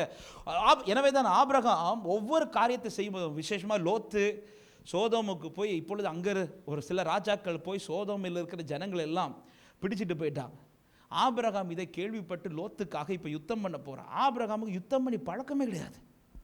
அதுவும் வயதான காலத்தில் ராஜாக்களை எதிர்த்து போராடணும்னா எங்கிருந்து அந்த ஸ்ட்ரென்த் தெரியல. ஆனாலும் நம்பி போறார். பைபிள் சொல்லுகிறது ஆபிரகாம் ஜெயித்தான் என்று. ஆபிரகாம் எல்லா ராஜாக்களையும் துரத்தி சோதோமின் ராஜாவையும் ஜனத்தையும் மீட்டு கொண்டு வந்தான். எப்படிங்க இந்த பலன் வந்துச்சு? அழைப்புக்கு பாத்திரவானாய் நிற்கிறவன் வாழ்க்கையில் தேவனுடைய கிரியை பலமாய் செயல்பட்டு கொண்டிருக்கும். ஒவ்வொரு காரியத்தையும் கர்த்தர் சக்சஸாக மாற்றிட்டே இருப்பார். எப்பொழுது அழைப்புக்கு பாத்திரவான நிற்க துவங்குகிறேனோ அதன் பிறகு என் வாழ்க்கையில் தோல்வி என்கிறதற்கு இடம் கிடையாது. காரணம் பைபிள் சொல்லுகிறது, நாம் நம்மில் அன்பு கூறுகிறவராலே முற்றிலும் ஜெயம் கொள்ளுகிறவராக இருக்கிறோம். ஜெயம் கொள்ளுகிற வாழ்க்கையை தான் கர்த்தர் வாழ வைப்பார். என்னுடைய வாழ்க்கை அது பெரிய சாட்சி. ஏன்னா என்னுடைய 3rd இயரில் தான் ஆண்டவர் உண்மையிலே என்னை ரட்சிக்கிறார். நான் சொன்னேன், 9th என்னுடைய ஸ்டடீஸ் அப்படி டோட்டலாக டவுன் ஆகிடுச்சு. ஆண்டவர் ஜஸ்ட் பாஸ் பண்ணி வெட்கப்படுத்தலை. ஏன்னா அந்த வெட்கப்படுத்தாதன் காரணம் நான் ப்ரேயர் பண்ணி பாஸ் பண்ணது கிடையாது, என் பெற்றோர் செய்த ப்ரேயர், என் குடும்பத்தார் செய்த ஜபங்கள் என்னை நிற்க வச்சுட்டு. ஆனால் காலேஜ் 3rd இயர்லாம் வரும்போது எனக்கு கிட்டத்தட்ட ஒரு அரியர்ஸ் கொஞ்சம் இருந்துச்சு. கிட்டத்தட்ட 10 அரியர்ஸ்க்கு மேலே இருந்துச்சு. ஃபஸ்ட்டு செமஸ்டர்லேருந்தே அரியர் இருக்குது. அந்த அரியர்லாம் போட்ட சப்ஜெக்ட்ஸ்லாம் என்னென்னு பார்த்தீங்கன்னா படிக்காதவன் கூட பாஸ் பண்ணிடுவான். ஆனால் எனக்கு அதில் தான் அரியர் வரும். எவ்வளோ முறை ட்ரை பண்ணி பார்ப்பேன், ரீவேல்யூஷன் போட்டு பார்ப்பேன், கிடைக்கவே இல்லை. எனக்கு ரொம்ப 3rd இயர்லலாம் வரும்போது ரொம்ப ஃபீல் ஆகிடுச்சு. அப்போ தான் ஆண்டவர் என்னை ஒரு இரவு என் ஃப்ரெண்டு மூலமாக ஆண்டவர் டைரெக்டாக பேசுகிறாரு, சந்திக்கிறார். அந்த ராத்திரி எனக்கு சால்வேஷன் கிடைக்குது. அதன் பிறகு ஆண்டவர்கிட்ட ஒப்பு கொடுத்து அந்த 4th செமஸ்டரில் நான் எக்ஸாம் எழுத போகிறேன். அப்போ எனக்கு கரண்ட் சப்ஜெக்ட்ஸ் கிட்டத்தட்ட 6 சப்ஜெக்ட்ஸ், அது போக அரியர் 10 சப்ஜெக்ட்ஸ் இருக்குது. எங்கள் வீட்டுக்கே எங்கள் அம்மாக்கெல்லாம் அந்த செமஸ்டரில் தான் தெரியும் எனக்கு இவ்வளோ அரியர்ஸ் இருக்குது. ஃபஸ்ட்டு செமஸ்டர்லேருந்தே ரிசல்ட் வரும்போதெல்லாம் ரிசல்ட்டை காட்ட மாட்டேன், நானே சொல்லிடுவேன், அம்மா ஒரே ஒரு அரியர்மா அப்படி சொல்லி எங்கள் அம்மா என் வார்த்தையெல்லாம் நம்பி ரிசல்ட்டை பார்க்க மாட்டாங்க. 4வது இயரில் தான் எங்கள் அம்மா கிட்ட, அம்மா இந்த வருஷம் எனக்கு 16 சப்ஜெக்டா? அப்போ தான் 10 அரியர்ஸ் இருக்கணும்னா எங்கள் அம்மா அப்படி என்ன பார்க்குறாங்க, டே ஒரே ஒரு சப்ஜெக்ட் தானே அரியர்னேன். அது அப்போது, இப்போ 10 சப்ஜெக்ட் இருக்குது. அப்போது அந்த செமஸ்டரில் எனக்கு என்னென்னா சில சப்ஜெக்ட்ஸு காலையில் கரண்ட் சப்ஜெக்ட்ஸு, மத்தியானம் அரியர் சப்ஜெக்ட் எழுதணும். அந்த தேர்ட் இயர் வர ஓரளவு படிச்செல்லாம் பார்த்தேன், ட்ரை பண்ணேன், எனக்கு கிடைக்கல. ஆனால் அந்த செமஸ்டரில் வந்து எனக்கு முடியலை. ஏன்னா கரண்ட் சப்ஜெக்ட்ஸ் படிக்கிறதா அரியர் சப்ஜெக்ட்ஸ் படிக்கிறதா போதும் ஆகிடுச்சு. நான் அப்போ எழுதும்போது ஜூனியர்ஸ் எல்லாம் நம்மளை பார்ப்பாங்க, நம்ம உருவம் வேறு சின்ன உருவமா, எல்லாம் இப்படி பார்ப்பாங்க, இந்த ஆளை எங்கேயோ பார்த்த மாதிரி இருக்குது, ஏதோ பாஸ்டர் பிள்ளைங்கிறது ஊருக்கே தெரியும். எல்லாரும் இப்படி பார்க்கும்போது எனக்கு ஷேமாக இருக்கும். அப்போ எங்கள் அம்மாட்ட வந்து அந்த செமஸ்டரில் தான் சொல்லிட்டு போனேன், அம்மா என்னால் முடியலை, ஆனால் நான் ஆண்டவர் நம்பி எழுத போகிற மாதிரி. அப்போ தான் சல்வேஷனில் கிடச்சதுனால எங்கள் அம்மா சொல்கிறாங்க, நீ தைரியமாக எழுது, ஆண்டவர் ஒன்று கைவிட மாட்டான்ட்டு. உண்மையாக சொல்கிறேன், அந்த செமஸ்டரில் 16 சப்ஜெக்டையும் கிளியர் பண்ண ஆண்டவர் கிருபை செஞ்சார் ஒரே செமஸ்டரில். எனக்கு அப்போ தான் புரிஞ்சிச்சு, ஆண்டோடைய அழைப்புக்கு பாத்திரவான நிற்க தொடங்கிட்டா தோல்வி கண்ட இடத்துல கர்த்தர் நம்மளுடைய தலையை நிமிர பண்ணுவார். ஆமென். பேதுரு இயேசு கிறிஸ்து கடலின் அதாவது பேதுரு வலையில் ஒன்றும் அகப்படாமல் வலையை அலசி கொண்டிருந்த போது அல்ல ஃபஸ்ட்டாக சந்தித்தது. யோவான் 1வது அதிகாரத்தை நீங்கள் படிச்சிங்கன்னா தெரியும், அந்திரையா ஃபஸ்ட்லேயே பேதுரை கூட்டிகிட்டு வருவார். பேதுரை கூட்டிகிட்டு வந்தோடனே பேதுருடைய அழைப்பை கர்த்தர் சொல்லுவார், நீ சீமோன் அல்ல, நீ பேதுரு, கேபா என்று அழைக்கப்படுவாய் என்று அவனுடைய அழைப்பை குறித்து பேசுவார். அந்த அழைப்பை கேட்டதும் பேதுரு ஆமைன்னு சொல்லிட்டு எங்கே போயிடுவார், திரும்ப வலை எடுத்துகிட்டு போயிடுவார். வலை எடுத்துகிட்டு போய் மீன் கிடைக்கும்னு பார்த்தா அதுவரை மீன் பிடிச்ச பேதுரு வலையில் ஒரு சின்ன மீன் கூட அகப்படல. இப்போ வலையை அலசிட்டு இருக்கும்போது ஆண்டவர் அப்படி என்ட்ரி கொடுக்குறார். என்ட்ரி கொடுத்தோன்னு பேதுரு, என்ன பேதுருவே வலையில் மீன் கிடைக்கல, எங்கே கிடைக்கும், நீ அழைப்பை தட்டிட்டுலாம் போன. அழைப்பு தெரிந்த பிறகு பேதுரு திரும்ப வாழ்க்கைக்கு போகிறான், அவனுக்கு கிடைக்கல. ஆனால் ஆண்டவர் அந்த அழைப்புக்கு பாத்திரவனை அவனை மாற்றுவதற்கு முதல்ல படகுல இடம் கேட்குறான். உடனே இடம் கொடுத்தது கர்த்தர் எதை செய்கிறார், எந்த இடத்துல வெட்கப்பட்டானோ அந்த இடத்துல கொண்டு தலை நிமிர வச்சுட்டு கர்த்தர் அவனை அழைச்சிட்டு போகிறார். அழைப்புக்கு பாத்திரவான்கள் நீங்கள் நடப்பீர்கள் என்றால் ஒரு சத்தியத்தை சொல்கிறேன், எந்த இடத்துல தலை குனிஞ்சுங்களோ அதே இடத்துல கர்த்தர் உங்களை நிமிர்த்தி நிறுத்தி மகிமைப்படுத்துவார். எந்த மனுஷனுக்கு முன்னாடி தலை குனிஞ்சு போக விட மாட்டார். இன்னைக்கு சாட்சியாக பேச முடியும், எந்த காலேஜில் எத்தனை பேருக்கு முன்னாடி அவமானப்பட்ட என்ன அதே காலேஜில் கெஸ்ட்டாக கர்த்தர் கூப்பிட்டு பயன்படுத்தினார். ஆமாம், இன்றைக்கி எங்கள் டீச்சர், எங்கள் சேர்மன் ரீசெண்டாக திடீர்னு சேர்மனுடைய ஒய்ஃப் என்ன ஃபோன் பண்ணுறாங்க, பாஸ்டர் டேவிட் சாமான். ஆமாம், நீங்கள் யார், நான் எங்கள் சேர்மன் பேர், அவங்க ஒய்ஃப் பேசுகிறேன். எனக்கு அப்படி ஷாக்காக, இப்போ இதுக்கு என்ன அரியர்லாம் கிளியர் பண்ணிட்டேனே. அப்போ தான் அவர் சொல்கிறாங்க, இல்லை கொஞ்சம் காரியத்துக்காக ஜெபிச்சுக்கோங்க. எனக்கு உண்மையில் அதை கேட்டது தான் கண்ணீர் தான் வந்துச்சு, ஆண்டவர் எப்படி கனப்படுத்தி வச்சிருக்கிறார் என்று. அழைப்புக்கு பாத்திரவான்களை அன்பு வாலிபர்களுக்கு நான் சொல்கிறேன், கர்த்தருடைய அழைப்புக்கு பாத்திரவான்களாய் நீங்கள் இந்த தேசத்தில் வாழ்வீர்களானால் எத்தனை பேர் உங்களை விட பர்ஃபெக்டாக, அதாவது எவ்வளோ படித்திருந்தாலும் எவ்வளோ உயர்ந்திருந்தாலும் கர்த்தர் உங்களை அவர்களுக்கு மேலாய்தான் கர்த்தர் நிறுத்துவார். ஒரு பாபிலோனுக்குள்ள தானியேல் அழைப்புக்கு பாத்திரவான நின்ற போது, அதாவது தன்னுடைய சொந்த தேசத்தை விடுங்க, ஒரு அந்நிய தேசத்தில் இன்னொரு ராஜாக்கு கீழே இருந்த தானியேல் தேவனுடைய அழைப்புக்கு பாத்திரமான நின்ற போது அந்த தானியேலை அத்தனை பேருக்கு முன்பாக கர்த்தர் மகிமைப்படுத்தினார். அதே ஆண்டவர் இன்னைக்கும் ஜீவனோடு தான் இருந்து கொண்டிருக்கிறார். அழைப்புக்கு பாத்திரவானாய், இந்த அழைப்புக்கு பாத்திரவானாய் நடக்க ஆபிரகாமிடத்தில் வெளிப்பட்ட முதல் காரியம், அவன் தட்டி போடலை, அழைப்பு ஏற்ற. எனவே தான் திரும்பி போகாதபடி, பழைய வாழ்க்கைக்கு போகாதபடி, பழைய பாவத்தை செய்யாதபடிக்கு, பழைய அனுபவங்களை தன் வாழ்க்கையில் கொண்டு வராதபடி என்ன தேவன் அழைத்தாரோ ஒரே ஒரு இடத்துல கொஞ்சம் வழி விலகுவார். அது யாருடைய வார்த்தையை கேட்டுன்னா சாராளுடைய வார்த்தையை கேட்டு. சாரால் ஒரு வழியை சொல்லிக் கொடுப்பார். அந்த நேரத்தில் ஆபிரகாம் ஆண்டவர்கிட்ட வந்து கேட்கக்கூட இல்லை, ஆண்டவரே இந்த வழியில் போகலாமா, எனக்கு கேட்ட ஆண்டவர் நோ சொல்லுவார் நல்லாவே. அதனால ஆண்டவரும் பாருங்க, அதனால தான் ஃபஸ்ட்டே ஈசாக்கு உனக்கு பிறப்பான்லாம் சொல்லலை. அப்படி சொல்லியிருந்திருப்பார் வச்சுக்கோங்களேன், இஸ்மவேல் பிறந்தவொடனே இஸ்மவேல்லாம் பேர் போட்டிருக்க மாட்டார், ஆண்டவர் ஈசாக்குன்னு பேர் தந்துருக்கிறார், ஈசாக்கு இதான் ஈசாக்.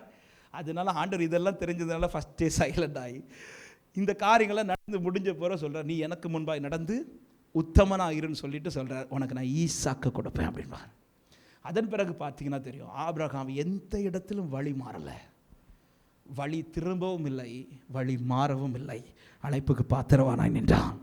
இந்த ஆபிரகாமின் தேவனாய் அவர் அறியப்பட துவங்கினார். ரெண்டாவது காரியம் வேகமாய் சொல்லி முடிக்கிறேன். ரெண்டாவது, இந்த ஆபிரகாமிடத்தில் வெளிப்பட்ட பிரதானமான காரியம் ஆதியாகமம் 12வது அதிகாரம், ஜெனிசிஸ் சாப்டர் 12 verse 7, 7வது வசனத்தை வாசியுங்கள்.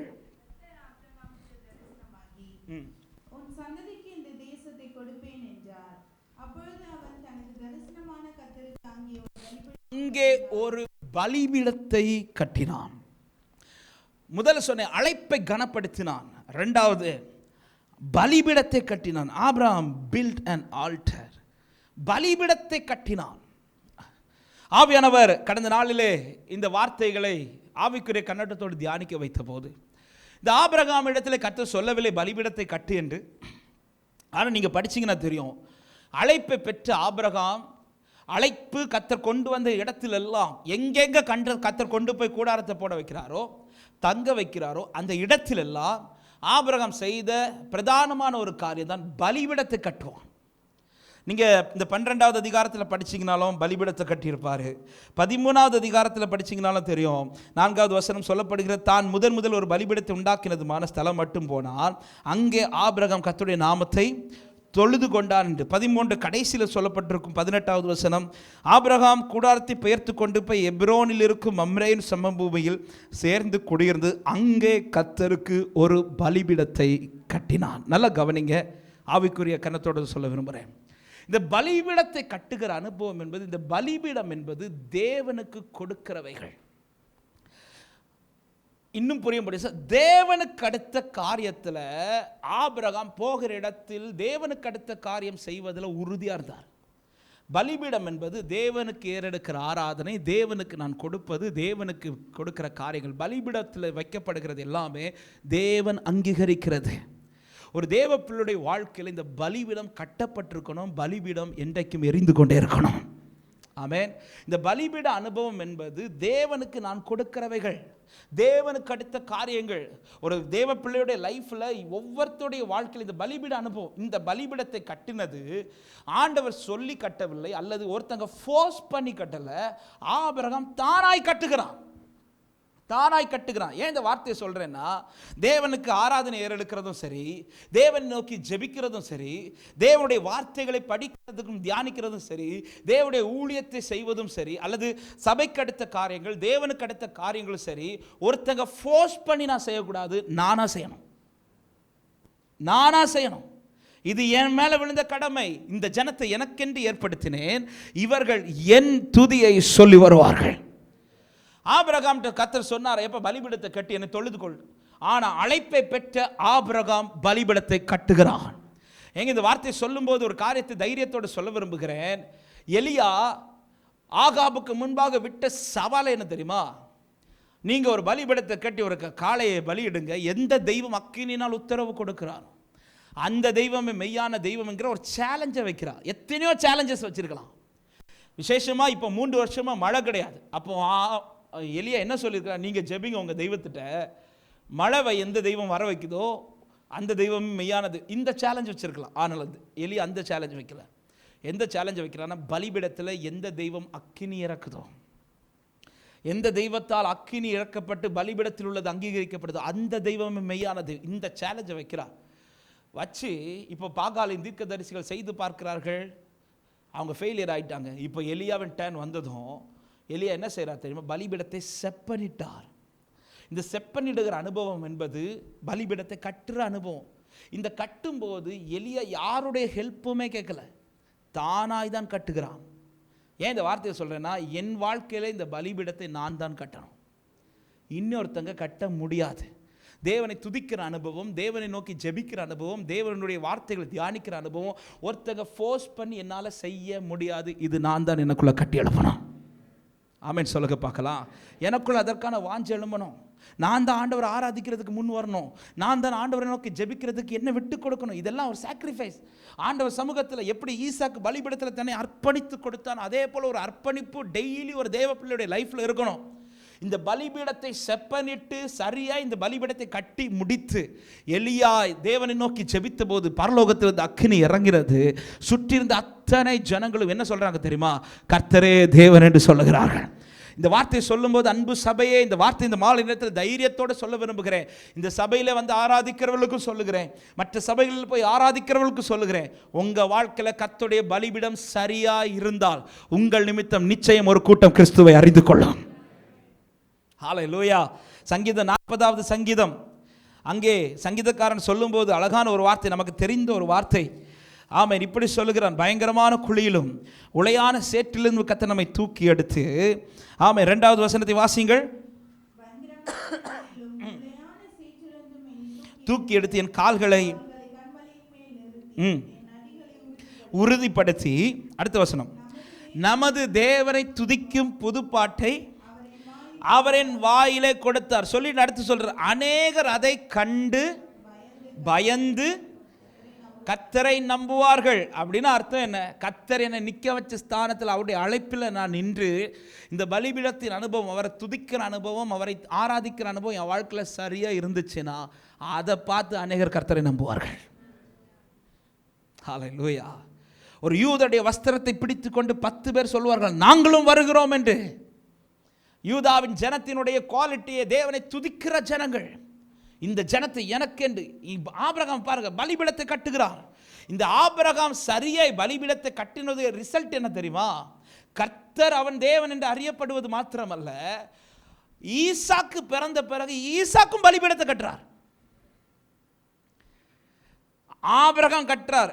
ஆபிரகாம் சரியா பலிபீடத்தை கட்டினதுனால ஈசாக்கும் பலிபீடத்தை கட்டுறார். ஈசாக்கு சரியாய் பலிபீடத்தை கட்டினதுனால யாக்கோபு ஆரம்பத்தில் கட்டுறதுக்கு பதிலாக கல்லை வச்சுட்டு போயிட்டார். கர்த்தர் விட மாட்டார். பெற்றோரை நீங்கள் சரியாக பலிபீடத்தை கட்டினா உங்கள் பிள்ளை கர்த்தர் சரியாக பலிபீடத்தை கட்ட வைப்பார். நீங்கள் சரியாக தேவனை ஆராதிச்சிங்கன்னா உங்கள் பிள்ளைங்க ஆண்டவர் ஆராதிக்க வைப்பார். எங்கே ஓடினாலும் விட மாட்டார்.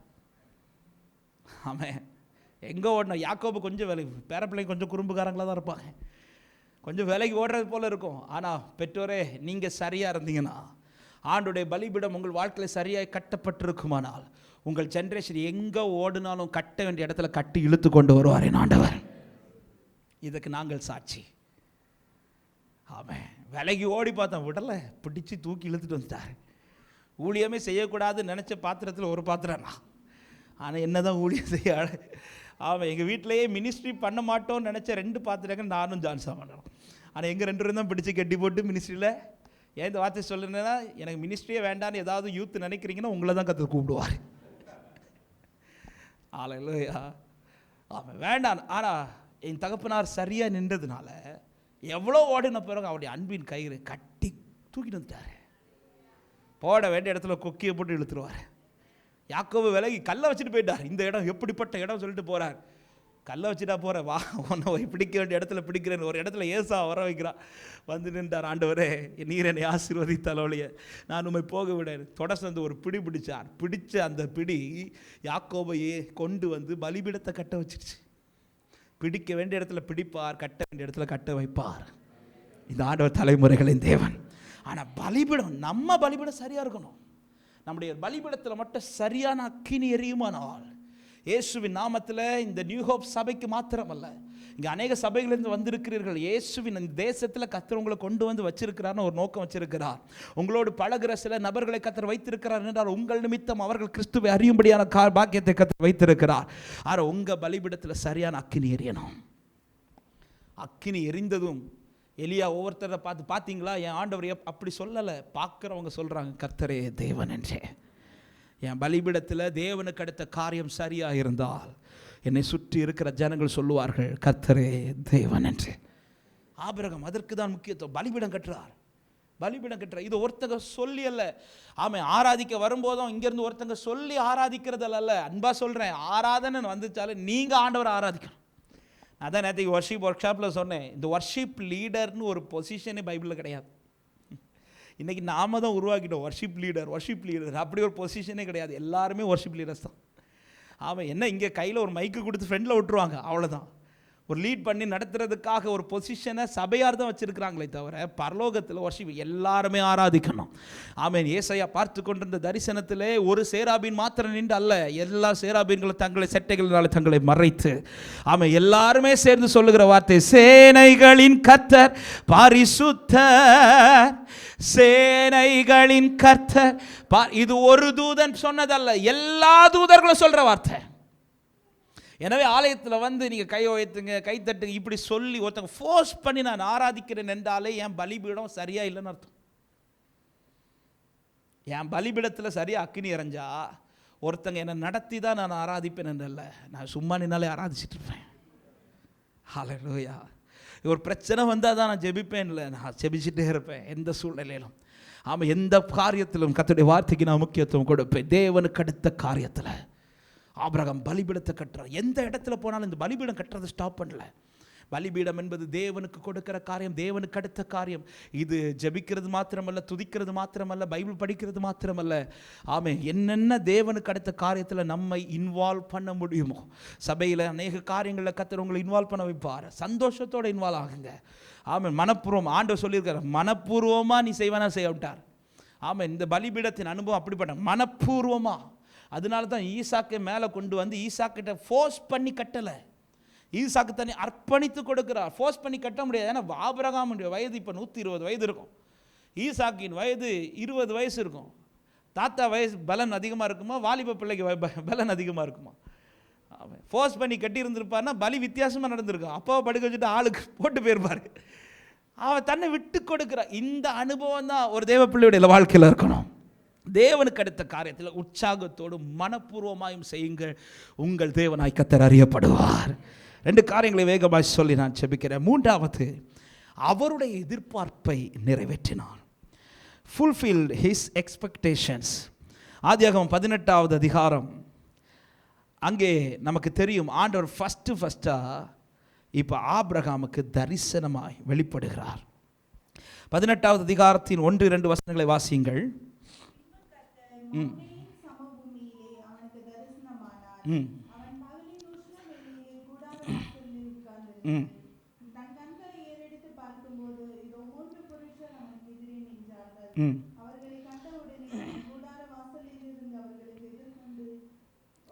ஓடி தரை மட்டும் குனிந்து. இந்த சம்பவம் நமக்கு தெரியும். சோதோமை அழிப்பதற்கு முன்பாக ஆண்டவர் ஆபிரகாமுக்கு அது சொல்லாமல் போனால் ஆபிரகாமுக்கு ஃபீல் ஆயிரம் தெரிஞ்சு. ஏன்னா ஆபிரகாம் இப்பொழுது சிநேகிதன்ங்கிற லிஸ்ட்டில் இருக்கிறாரு. சிநேகிதன்ட்ட சொல்வதற்காக இப்பொழுது ஆபிரகாமை தேடி வரார். ஆபிரகாமை தேடி வரும்போது ஆபிரகாம் இப்பொழுது ஃபஸ்ட்டாக தன்னோடு பேசின ஆண்டவரை டைரெக்டாக பார்க்குறார். இதுவரை சத்தம் மட்டும் 12வது அதிகாரத்திலேருந்து இத்தனை 24 வருடங்கள் ஆபிரகாம் வந்து சத்தம் மட்டுமே கேட்டார். இதுவரை ஆண்டவரை பார்த்தது கிடையாது. ஆனால் ஃபஸ்ட் டைமாக அவர் ஆபிரகாமுக்கு கண்ணுக்கு முன்பாக அவர் வெளிப்படுகிறார். பார்த்ததும் ஆபிரகாமுக்கு ஆண்டவரை பார்த்தோன்னே ஃபீல் ஆகிடுச்சு, அவர் எதற்காக வந்திருக்கிறார் என்று.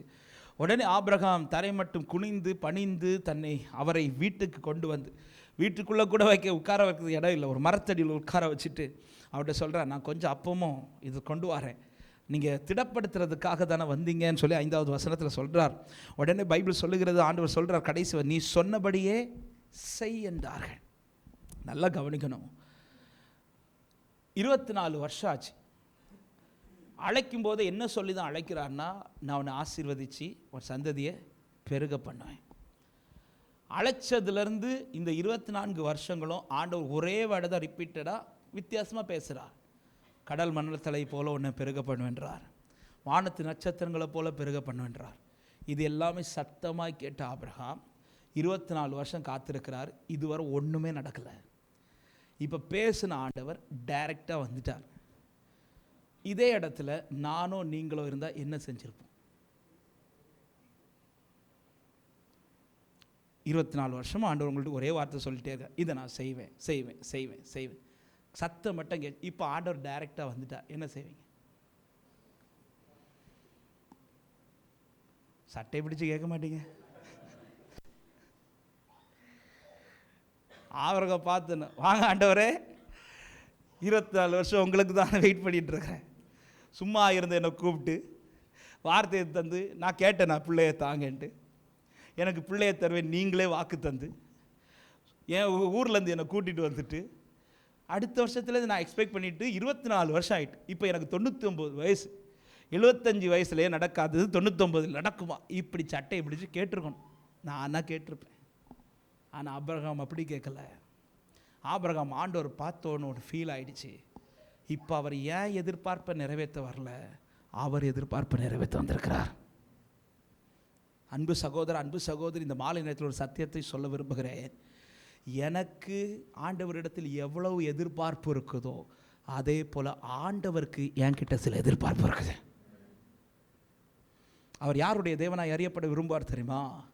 என் எதிர்பார்ப்பை அவர் நிறைவேற்றணும்னு விரும்புகிறவனுடைய தேவன் என்றல்ல, அவருடைய எதிர்பார்ப்பை யார் இந்த பூமியில் நிறைவேற்றுகிறீர்களோ அவர்களுடைய தேவனாய் அவர் அறியப்படுவார். எத்தனை பேருக்கு இதை கேட்டிருக்கிறோம்? ஆண்டவரே, என்கிட்ட என்ன எதிர்பார்க்குறீங்க? உண்மையான தேவனை அறிந்த இயேசுவை அறிந்தவன் கேட்கிற கேள்வி அதுதான். நான் என்ன செய்ய சித்தமாக இருக்கிறேன்? சவுலை சந்தித்த போது தமஸ்குவுக்கு போய் கொண்டிருக்கும் போது கர்த்தர் சந்திக்கிறார் ஆண்டவராக இயேசு கிறிஸ்து. அப்பொழுது கேட்கிறார், ஆண்டவரே நீ யார்? ஏன்னா இயேசுன்னு தெரியாது. நீர் யார் என்று கேட்டதும் ஆண்டவர் சொல்லுகிறார், நீ துன்பப்படுத்துகிற இயேசு. இயேசு என்று தெரிந்ததும் சவுல் அடுத்து என்ன கேட்கிறார் தெரியுமா? நான் என்ன செய்ய சித்தம் வச்சிருக்கிறீங்க? எனக்கு என்ன செய்வீங்கன்னு இல்லை, நான் என்ன செய்ய சித்தம் வைத்திருக்கிறேன். நீங்கள் என்கிட்ட என்ன எதிர்பார்க்குறீங்க ஆண்டவரே? நீங்கள் என்ன? ஆமே, நம்முடைய ஜெபத்தில் டெய்லி, அதாவது ஒன்றும் வேண்டாம், நீங்கள் நாளைக்கு ஒரே ஒரு காரியம் செய்யுங்க, இன்றைக்கி நைட்டே செய்யுங்க. எப்படி நீங்கள் நைட்லாம் ஜெபிப்பீங்க நம்புகிறேன்.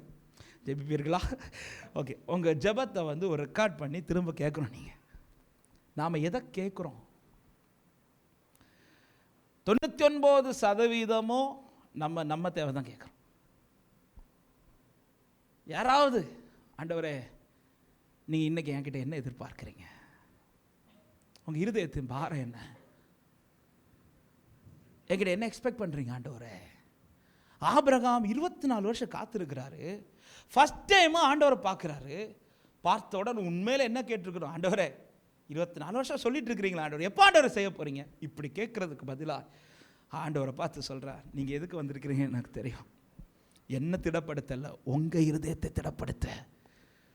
ஆண்டவர் உடனே என்ன சொல்லி, நீ என் இருதயத்தை திடப்படுத்த, நீ யார்? நீ மண் இல்லை, நீ என்ன திடப்படுத்த போறியா? இப்படி சொல்லி திட்டுறதுக்கு பதில் அவர் சொல்கிறார், நீ சொன்னபடியே செய்கின்றார். இந்த பூமியில் அவரை திடப்படுத்துகிற கூட்டம் ரொம்ப கம்மிங்க. அதனால தான் பல இடத்துல பார்த்தீங்கன்னா தெரியும், அவர் ஒரு கூட்டத்தை எதிர்பார்க்க மாட்டார், ஒருவனை எதிர்பார்ப்பார். ஒருவன் நின்றாலே அவருடைய இருதயம் அப்படி ஆறுதல் படும். சவுல் அப்படி துன்பப்படுத்தும் போது சாமுவேல் ஒருவன் நின்று புலம்புகிறான், ஒருவன் நின்று அவர் இருதயத்தை திடப்படுத்துகிறான். கர்த்தருடைய இருதயம் ஆறுதல் படுது. ஆமென். அத்தனை ஜனங்களும் ஆமென் தேவனுக்கு விரோதமாய் செயல்பட்டு இருக்கும்போது நோவாவாகிய ஒருவன் நின்று கர்த்தருக்கு முன்பாய் நீதிமானாய் இருக்கிறான். அவன் நிமித்தம் கர்த்தருடைய இருதயம் ஆறுதல் படுகிறது. ஒருவன். இந்த பூமியில் அவரிடத்தில் எதிர்பார்க்கிற கூட்டம் அநேகம், ஆனால் அவர் எதிர்பார்ப்பை நிறைவேற்றுகிற கூட்டம் சொற்பம். ஆமே. இந்த கூட்டத்தில் இந்த சத்தத்தை கேட்கிற உங்களிடத்தில் நான் கேட்கிற கேள்வி, உங்கள் எதிர்பார்ப்பை கேட்கிறீர்களா இல்லை அவருடைய எதிர்பார்ப்பை? அப்படின்னா அடுத்த கேட்கலாம், அவர் எதிர்பார்ப்பை நான் கேட்டு செஞ்ச ஏன் எதிர்பார்ப்பு எப்போ? ஒரு சத்தியத்தை சொல்கிறேன். இந்த இடத்துல ஆபிரகாம் அவர் எதிர்பார்ப்பை நிறைவேற்றி கொண்டிருக்கும் போது ஆபிரகாமை கூப்பிட்டு கேட்குறாரு, உன் மனைவி சாராள் எங்கே அப்படின்னு கேட்குறாரு. எதுக்கு ஆண்டவரே? இல்லை அவகிட்ட போய் சொல்லு 10 மாதத்தில் பிள்ளை கையில் இருக்குன்னு சொல்லிட்டார். 10 மாதத்தில் பிள்ளை கையில். இது ஆபிரகாம் கேட்டாரா? ஆண்டவர் எப்போ பிள்ளை தருவீங்கன்னு கேட்டாரா? அவர் எதிர்பார்ப்பை நீங்கள் நிறைவேற்றினா உங்கள் எதிர்பார்ப்பை அவர் நிறைவேற்றுவார். காத்திருக்கிற சில உள்ளத்துக்கு நான் சொல்கிற வார்த்தை, அவர் எதிர்பார்ப்பை நீங்கள் நிறைவேற்றுங்க, உங்கள் எதிர்பார்ப்பு சீக்கிரம் நிறைவேறும். ஆமென். அவர் எதிர்பார்ப்பு நிறைவேற்றுங்க. இங்கே ஆபிரகாம் கேட்கல பிள்ளை தருவீங்களான்னு, ஆனால் கூப்பிட்டு சொல்கிறார். இனி வெயிட் பண்ண வைக்கல. 10 மாதத்தில் 10 மாதம்னா 10 மாதம் கொடுக்கணும். இல்லை ஒரு பிள்ளை சுமந்துக்கிறது 10 மாதம் வேணலாங்க, எடுத்த உடனே அடுத்த நாளே பிள்ளைய கொடுத்தா எப்படி? 10 மாதம் 10 மாதத்தில் உன் கையில் பிள்ளை இருக்கும் சொல்லிட்டார். நாட்கள் சுருக்கிட்டார். இயேசு நாமத்தில் இந்த வார்த்தை தைரியமாக சொல்கிறேன். தேவ எதிர்பார்ப்பை நீங்கள் நிறைவேற்றினீங்கன்னா உங்கள் எதிர்பார்ப்பை கர்த்தர் நிறைவேற்றிட்டே இருப்பா. என் லைஃப்பில் நடந்த ஒரு சின்ன சாட்சி நான் சொன்னேன். இந்த பிள்ளை 4 வருஷமாக பிள்ளை கிடையாது. அப்போது ஃபஸ்ட் இயர்லலாம் யார் கேட்டாலும் வந்து தைரியமாக போல்டாக ப்ரொக்ளைம் பண்ணுவேன். ஆண்டவர் தந்த வார்த்தை, ஆண்டவர் எனக்கு வார்த்தையை தந்திருக்கார், பிள்ளை தருவார். 2 வருஷம் 3 வருஷம் ஆகும்போது இந்த கொஸ்டின் கேட்குற சில கூட்டத்தை எனக்கு நல்லாவே தெரியும். இந்த மக்களை பார்த்தாலே இந்த கொஸ்டின் தான், பார்த்தோடனே விசேஷம் உண்டான்னு தான் கேட்பாங்க. இந்த மக்களில் பார்த்தாலே எனக்கு தெரியும். அதனால் அந்த மக்கள்கிட்ட பதில் சொல்கிறதுக்கு பதில் நான் என்ன பண்ணிடுவேன்னா விலகி போயிடுவேன். அப்போ 3 வருஷம் 4வது வருஷம் ஆகும்போது தான் அதுக்கிடையில் ஆண்டவர் நிறைய பாடல்கள் கொடுத்தாரு, பாட வச்சார், ஊழியத்தில் பயன்படுத்த துவங்கினார். அப்போ ஒரு மதுரைக்கு ஒரு ஊழியத்துக்கு போயிட்டு ஒரு பாஸ்டர் கூட போயிட்டு திரும்ப வரும்போது அவரை விருதுநகரில் இறக்குறதுக்காக, அவர் இறக்குறதுக்கு முன்னாடி அவர் என்ன எப்போ பார்த்தாலுமே கேட்பார், என்னுடைய வீடு ஏதாவது விசேஷம் உண்டா அப்படின்னு கேட்பார். அவர்கிட்ட சொல்லி நான் டயர்டாயிட்டேன்.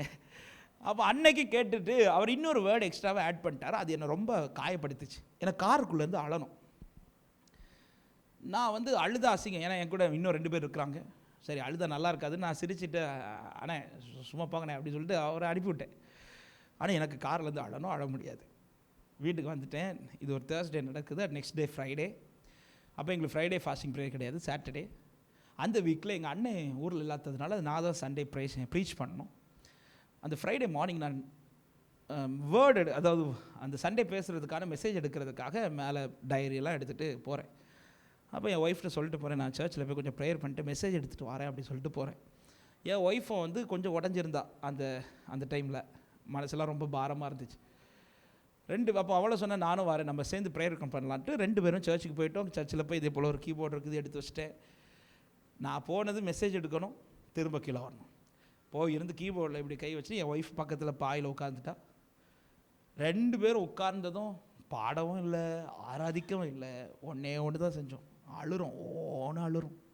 எனக்கு அவர் கேட்ட கேள்வி, அந்த வார்த்தை இவளுக்கு தெரியாது. நான் ஒப்பாரி வச்சு அழுறேன், என் ஒய்ஃப் என் பக்கத்துலேருந்து அழுறா. ஆண்டவரே, நீங்கள் எங்களுக்கு பிள்ளை தரமாட்டேன் சொல்லுங்க, நான் ஃபீல்லாம் பண்ண மாட்டேன் ஆண்டவரே, வார்த்தை தந்து ஏன் ஆண்டவர் இப்படி நடத்துறீங்கட்டு இப்படி ஃபீல் பண்ணி அழுறேன். அப்படி அழுதுட்டு இருக்கும்போது தான் என் வாயில் இப்படி இந்த பாட வைக்கிறார். அற்புதம் செய்யுங்கப்பா எங்கள் வாழ்க்கையில், உம்மைத்தான் நம்பி இருக்கோம் ஏசப்பா.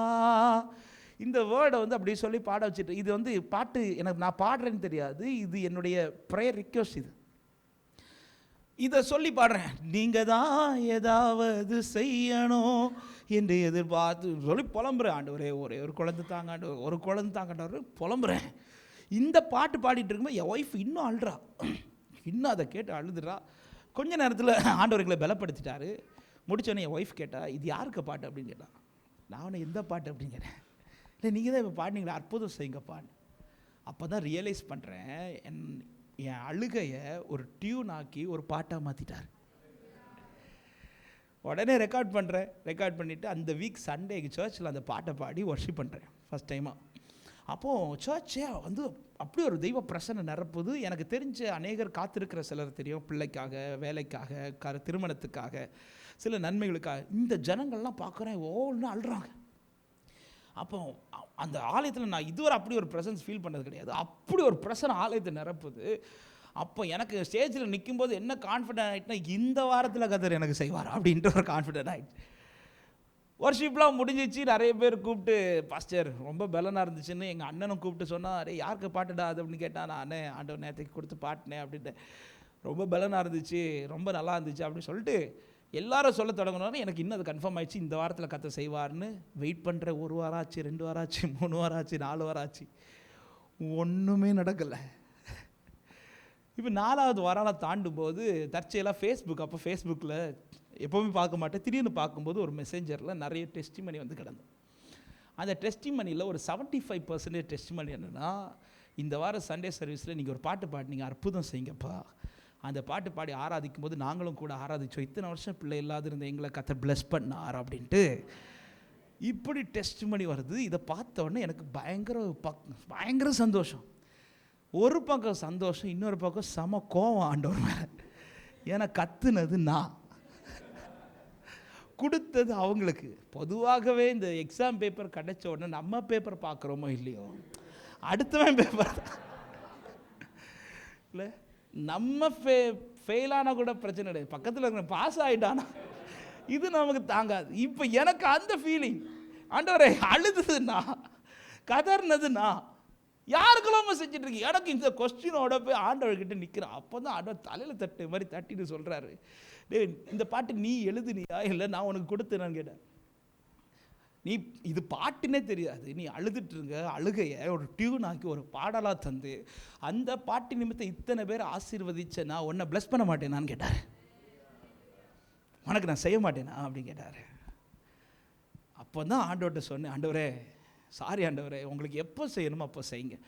இது ஏன் இந்த டெஸ்ட் பண்ணி சொல்ல வந்தேன்னா, இது முடிச்சுட்டு அடுத்த ஒரு டெஸ்ட் ஆண்டவர் வச்சார். என்னன்னா, இனி யாராவது உன்கிட்ட பிள்ளைய பற்றி கேட்டால் என் வேர்டை சொல்கிறது வெக்கப்படாதுன்றார். உனக்கு தான் நான் வார்த்தை தந்திருக்கிறேன்ல. பொதுவாகவே இந்த காத்திருக்கிறவங்க கிட்ட வெளிப்படுற ஒரு காரியம் என்ன தெரியுமா, இந்த காத்திருக்கிற ஃபஸ்ட் இயர் வந்து வேர்டெலாம் அப்படி ப்ரொக்ளைம் பண்ணும். யார் கேட்டாலும் ஆண்டவர் எனக்கு வார்த்தை தந்திருக்கிறார்.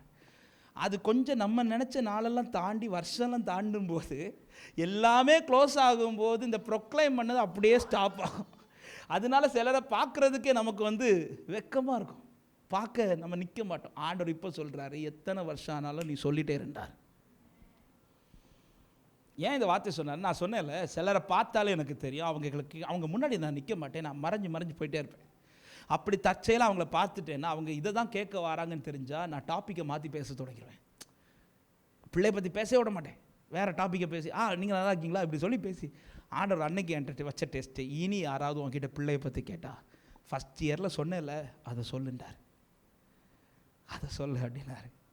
ஓகே ஆண்டவரேன்ட்டேன். ஆனால் அடுத்த நாளே டெஸ்ட் வைப்பார்லாம் தெரியாது, வச்சாரு பாருங்க. அதே பாஸ்டர் திரும்ப வாரார் கண்ணுக்கு முன்னாடி. பார்த்தோன்னே ஆண்டவர் எப்படி பாருங்க, ஆண்டவர் டெஸ்ட்டு வைக்கிறீங்க, ஒரு வாரம் ஸ்டடி டைம் தந்து வைக்கலாம், next day test, semester exam இப்படி அவரும் வந்ததும் கூசாமல் கொஸ்டின் கேட்குறாரு, ஏதாவது விசேஷம் உண்டா? உண்மையில் நான் சொன்ன வார்த்தை அப்படியே மனத்தாழ்மையாக சொல்கிறேன். அவர்கிட்ட நான் சொன்ன வார்த்தை என்ன தெரியுமா? சீக்கிரத்தில் ஆடு வெட்டி விருந்து வைக்கிறேன் அப்படின்னு. இது நடந்தது 2019 பிப்ரவரின்னு நினைக்கிறேன். அதே இயர் அக்டோபரில் கர்த்தர் எங்களை பிளஸ் பண்ணுறார். அந்த இயர் அக்டோபர் அன்னையிலேருந்து சொல்ல தொடங்கி, யார் கேட்டாலும் சொல்லுவேன் சீக்கிரத்தில் ஆடு வெட்டி விருந்து வைக்கிறேன் அப்படின்னு. கர்த்தர் எனக்கு வேர்டு தந்துருக்கிறார். அந்த இயர், அதாவது எல்லாமே முடிஞ்சின்னு சொல்கிற இடத்துல ஒரு தேவ பிள்ளை வார்த்தை ப்ரொக்ளைம் பண்ணுறீங்கன்னா அந்த இயரில் கர்த்தர் உங்களுக்கு அற்புதத்தை செய்வார். அந்த இயர் நடக்கும் இயேசுவின் நாமத்தில். இந்த வார்த்தையை நான் தைரியமாக பேசுகிறேன், நடந்ததுனால பேசுகிறேன். அந்த இயர் அக்டோபரில் கர்த்தர் எங்களை பிளஸ் பண்ணுறார். சரியாக 2020 அழகான ஆண் குழந்தையை கொடுத்தார். விடலை, ஆண்டவர் எனக்கு தந்தது தாவீதின் சந்ததி, லேவியின் சந்ததி. நம்ம வார்த்தை கிடச்சி நாட்கள் தாண்டதும் வார்த்தையை சுருக்கும், அவர் சுருக்க மாட்டார். ரெண்டாவது குழந்தை தந்தார், விடலை. 3வது குழந்தை 3 பிள்ளைகளை தந்து ப்ளஸ் பண்ணி வச்சிருக்கிறார். அவர் கடைசியில் போதும் ஆண்டவரேன்னு சொல்ல வச்சிட்டார். அவர் 3 பிள்ளைங்கிறது அது ஒரு பெரிய டெஸ்ட் பண்ணி போகலை. அதெல்லாம் கர்த்தர் எனக்கு ஃபஸ்ட்டே தந்த வார்த்தை, 3 பிள்ளைகளை தருவேன், ஃபஸ்ட்டே பேர் கொடுத்துட்டாரு. ஸோ இதெல்லாம் ஆண்டவர் ஏன் இந்த வார்த்தையை சொல்ல வரேன்னா, சில எதிர்பார்ப்பு தேவன் வைத்திருப்பார். ஆமாம், நம்ம எதிர்பார்ப்பையே தான் பல நேரத்தில் கேட்குறோம். அன்பு சபை, இன்றைக்கி உங்கள் ப்ரேயர் மாறட்டும். அதான் நேற்றைக்கு அண்ணாலை குறித்து சொன்னேன்னு நினைக்கிறேன். அண்ணால் ஆரம்பத்தில் பிள்ளை இல்லாமல் இருக்கும்போது என்ன ஜெபிச்சிருப்பார்னா, ஆண்டவர் எனக்கு பிள்ளையை தாங்க. ஆண்டவர் கற்பத்தை அடைச்சிட்டார். ஆண்டவர் கற்பத்தை அடைத்திருந்தார், அப்படி தான் இருக்கும். ஆண்டவர் கற்பத்தை அடைத்திருந்தார். ஏன்னா அவளுடைய எதிர்பார்ப்பு எனக்கு பிள்ளை இப்படின்னு கேட்டார். ஆனால் ஒரு டைம் வந்தபோது அவளுடைய தன்னுடைய எதிர்பார்ப்பை வைக்கிறத விட அவருடைய எதிர்பார்ப்பு, ஏன்னா அந்த காலத்தில் அவருடைய வார்த்தையை கேட்கத்தக்க ஒருவனும் இல்லை. அதை நான் இன்னும் சொல்ல போனால், எப்படி அண்ணாளுக்கு பிள்ளை இல்லையோ அப்படியே அவருக்கு பிள்ளை இல்லை. அவருடைய சத்தத்தை கேட்டு செய்கிறது. ஏன்னா ஏலிக்கு இப்போ வயசாயிடுச்சு. ஏலியின் பிள்ளைகள் சரி சத்தத்தை கேட்பாங்கன்னு பார்த்தா ஏலியின் பிள்ளைகள் பாவம் செஞ்சிட்டு இருக்கிறாங்க, அநியாயமான காரியத்தை செஞ்சுட்டு இருக்கிறாங்க. வார்த்தை அவருடைய சத்தத்தை கேட்டு சொல்றதுக்கு யாருமே கிடையாது. அண்ணாலே உனக்கு எப்படி பிள்ளை இல்லை, அதே போல பரலோகத்தின் தேவனுக்கு பிள்ளை இல்லை. உன் எதிர்பார்ப்பை நிறைவேற்றணும்னு பிடிக்கிறிய அவர் எதிர்பார்ப்பு. எனவே அவள் ஜெபம் மாறுது. அதனால தான் அவள் என்ன ஜெபிக்கிற தெரியுமா? ஆண்டவரே, உமக்கென்று வளர்க்க எனக்கு ஒரு குழந்தை தாரும் இல்லை, எனக்கு ஒரு ஆண் குழந்தை தாரும். பொதுவாகவே பிள்ளைக்காய் காத்திருக்கிறவங்க வருஷம் தாண்டும் போது எனக்கு ஆண் பிள்ளை தான் வேணும்னுலாம் கேட்க மாட்டாங்க, ஏதாவது ஒரு பிள்ளை கொடுங்க இப்படி தான் ஜெபிப்பாங்க. ஆனால் அண்ணால் இங்கே சரியாக ஜெபிக்கிறா. ஏன்னா அவருடைய இருதயத்தின் பாரத்தை அறிந்தவள். இப்பொழுது அறிந்து ஜெபிக்கிற, ஆண்டவரை எனக்குன்னு வளர்க்க அல்ல உமக்கென்று வளர்க்க ஒரு ஆண் குழந்தையை தாரும் என்று கேட்டதும் ஏலியை வச்சு சொல்கிறார், தைரியமாக 10 மாதத்தில் உன் கையில் பிள்ளை கொண்டார். அதன் பிறகு அவள் துக்கமுகமாக இருக்கவில்லை. அன்பு சபை, இந்த வார்த்தை தைரியத்தோடு சொல்கிறேன். அவர் எதிர்பார்ப்பை அறிந்து செயல்பட்டு பாருங்கள். உங்கள் எதிர்பார்ப்பை தாமதிக்க மாட்டார், சடனாக செஞ்சுட்டே கர்த்தர் செய்து முடிப்பார். எதிர்பார்ப்பு, அவருடைய எதிர்பார்ப்பு. ஆபிரகாம் அவருடைய எதிர்பார்ப்பு. ஆமாம், எத்தனை கேள்வி கேட்டிருக்கலாம் இந்த இடத்துல. ஆண்டவரை பார்த்து தான் ஆபிரகாமுக்கு தெரிஞ்சிச்சு ஏன் எதிர்பார்ப்பை நிறைவேற்றலை, அவர் எதிர்பார்ப்பு. அந்த ஆபிரகாமுக்கிட்ட தான் அந்த ஆபிரகாமை பற்றி தான் சொல்கிறார், அவன் என் சிநேகிதன். அவ்வளோ கான்ஃபிடென்ட்டாக சொல்கிறார். ஆபிரகாம் என்னை குறித்து அவன் பிள்ளைகளுக்கும் சொல்லிக் கொடுப்பார். ஈசாக்கு பிறக்கிறதுக்கு முன்னாடி ஆபிரகாமுக்கு குறித்து அவ்வளோ நம்பிக்கை. நாம் அவருடைய எதிர்பார்ப்பை நிறைவேற்றுகிற பாத்திரமாய் ஆபிரகாம் மாறினதும் அவனுடைய எதிர்பார்ப்பை கர்த்தர் நிறைவேற்றி முடித்தார். கடைசி ஒரே ஒரு வார்த்தை சொல்லி முடிக்கிறேன். இந்த ஆபிரகாமின் தேவனாய் அறியப்பட காரணம் என்ன தெரியுமா? அதே எபிரேயர் 11வது அதிகாரம் அதனுடைய 16வது வசனத்தை ஒரு விசை கூட நான் வாசிக்கிறேன், கவனிங்கள். அதை அல்ல, அதிலும் மேன்மையான பரமதேசத்தை விரும்பினார்கள். ஆகையால் தேவன் அவர்களுடைய தேவன் எனப்பட வெட்கப்படுகிறது இல்லை. அதை அல்ல, எதை அல்ல. ஆமென். 13வது வசனம் சொல்லப்படுகிறது, வாக்குத்தத்தம் பண்ணப்பட்டவைகளை அடையாமல் தூரத்திலே அவைகளை கண்டு நம்பி அணைத்து கொண்டு பூமியின் மேல் தங்களை அந்நியரும் பரதேசிகளும் என்று அறிக்கையிட்டு விசுவாசத்தோடு மரித்தார்கள்.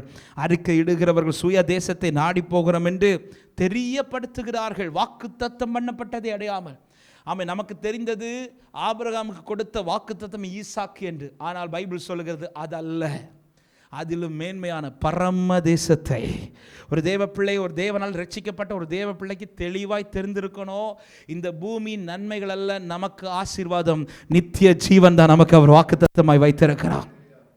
இன்னைக்கு இன்னைக்கு மேக்சிமம் கிறிஸ்டியன்ஸ் எதுக்கு தான் ஆண்டவர் அதிகம் பற்றி பிடிக்கிறோம் என்றால் இந்த பூமி நன்மைகளை சுதந்திரிப்பதற்கு. ஆனால் எகிப்திலிருந்து கர்த்தர் இஸ்ரவேலரை ரட்சித்தது ஏலிமை அனுபவிப்பதற்கு அல்ல, கானானை சுதந்திரிப்பதற்கு. வார்த்தையை நான் ரிப்பீட் பண்ணுறேன். இரத்தத்தால் மீட்டெடுக்கப்பட்ட ஜனத்தை கர்த்தர் ஏலிமை அனுபவிப்பதற்காக அழைக்கவில்லை, கானானை சுதந்திரிப்பதற்காக. ஆனால் இன்றைக்கி எல்லாருமே எதுதான் தேவைப்படும் தெரியுமா? ஏலிமை மட்டும்தான் பார்க்குறோம். ஏலிம் ஆன் த வேலை கிடைக்கும். இந்த பூமியில் எனக்கு என்ன தரணுமோ அதெல்லாம் தருவார். ஆனால் இதல்ல, இதை தாண்டி எனக்கு ஒரு மேன்மையான தேசம் இருக்கிறது. ஆமென். அதனால தான் சீஷர்கள்ட்ட சொல்லிட்டு போகிறார், ஆமாம் நான் போகிறது உங்களுக்கு நல்லது, நான் உங்களுக்காக ஒரு வாசஸ்தலத்தை. ஏன்னா இந்த ஃபோக்கஸ் மாறிடக்கூடாது சபைக்கு. இதல்ல, பூமியில் எனக்கு என்ன தேவை, என் குடும்பத்துக்கு என்ன தேவை, என் பிள்ளைகளுக்கு என்ன தேவை, அதை கர்த்தர் தந்து நடத்துவார். அளவுக்கு அதிகமாகவும் தரமாட்டார், குறைவாகவும் தரமாட்டார். அண்டண்டைக்கு வேண்டியதெல்லாம் தருவார். நிறைய தந்தாலும் போயிடுவோன்னு அவருக்கு தெரியும், ஒன்றுமே தராட்டாலும் போயிடுவோன்னு அவருக்கு. ஹல்லேலூயா. எனவே தான் இருக்கிறதற்காக ஸ்தோத்திரம் பண்ணோம். நம்ம பிரச்சனை என்ன தெரியுமா? நமக்குரியதை பார்க்க மாட்டோம், எல்லாம் இப்படியே பார்த்து பழகிட்டோம். அடுத்தாள் கையில் என்ன இருக்குது, இங்கெல்லாம் கம்மின்னு நினைக்கிறேன். நம்ம ஊரில் நமக்கு சொந்தமான ஒரு வீடு இருந்தாலும் பக்கத்தில் ஒருத்தன் பேஸ்மெண்ட் கூட்டி கட்டிட்டாலே நமக்கு அவன் இப்படி கட்டிட்டான் இப்படி. இதே நம்ம பழக்கமாயிடுச்சு, இந்தியன்ஸுடைய பழக்கம் இது. நம்ம கையில் என்ன இருக்குது இப்படி பார்க்க மாட்டோம், அடுத்தவன் கையில் என்ன இருக்குது. உங்களுக்கு கர்த்தர் என்ன கொடுத்துருக்கிறாரோ அதற்காக ஸ்தோத்திரம் பண்ணுங்க. எத்தனை பேருக்கு சொல்ல முடியும்? 5 வருஷத்துக்கு முன்னாடி அல்லது 10 வருஷத்துக்கு முன்னாடி என் வாழ்க்கையை நான் பார்க்கும்போது இன்றைக்கி கர்த்தர் என்ன ரொம்ப ஆசீர்வாதமாக தான் வச்சுருக்கிறார் சொல்கிறவங்க. ஹல்லேலூயா. நான் சொல்லுவேன், எனக்கெல்லாம் ஒரு வாழ்க்கை இருக்குமான்னு நினச்ச நாட்கள் உண்டு. எனக்கு கல்யாணம் ஆகுமான்னு நினச்ச நாட்கள் உண்டு. எனக்கு பிள்ளைங்க பிறக்குமான்னு நினைச்ச நாட்கள் உண்டு. இன்றைக்கி அதெல்லாம் ஆண்டவர் நிறைவாக தந்து, ஆண்டவர் ஒரு வாழ்க்கையை தந்து இன்றைக்கி ஊழியத்தில் நிறுத்தி, அதாவது இந்த பூமியில் கர்த்தர் நம்ம எதிர்பார்ப்பதை விட அதிகமாக தான் செஞ்சிட்ருக்கிறார். எனக்கு காண வேண்டிய ஏழிமை காணப்படுற, ஆனால் இதல்ல, இதை தாண்டி ஒரு காணான் ஒரு தேவப்பிள்ளை. எனவே தான் அதை ஃபோக்கஸில் வச்சு அதற்கேற்றார் போல நாம் வாழுவோமானால் நம்முடைய தேவனாய் அவர் தேசத்திலே அறியப்படுவார். அழைப்பை கனப்படுத்துங்கள், பலிபிடத்தை கட்டுங்கள், தேவனுடைய எதிர்பார்ப்பை நிறைவேற்றுங்கள், வாக்குத்தத்தம் பண்ணப்பட்ட கானானை நோக்கி புறப்படுங்கள். கர்த்தர் உங்கள் தேவனாய் அறியப்படுவாராக.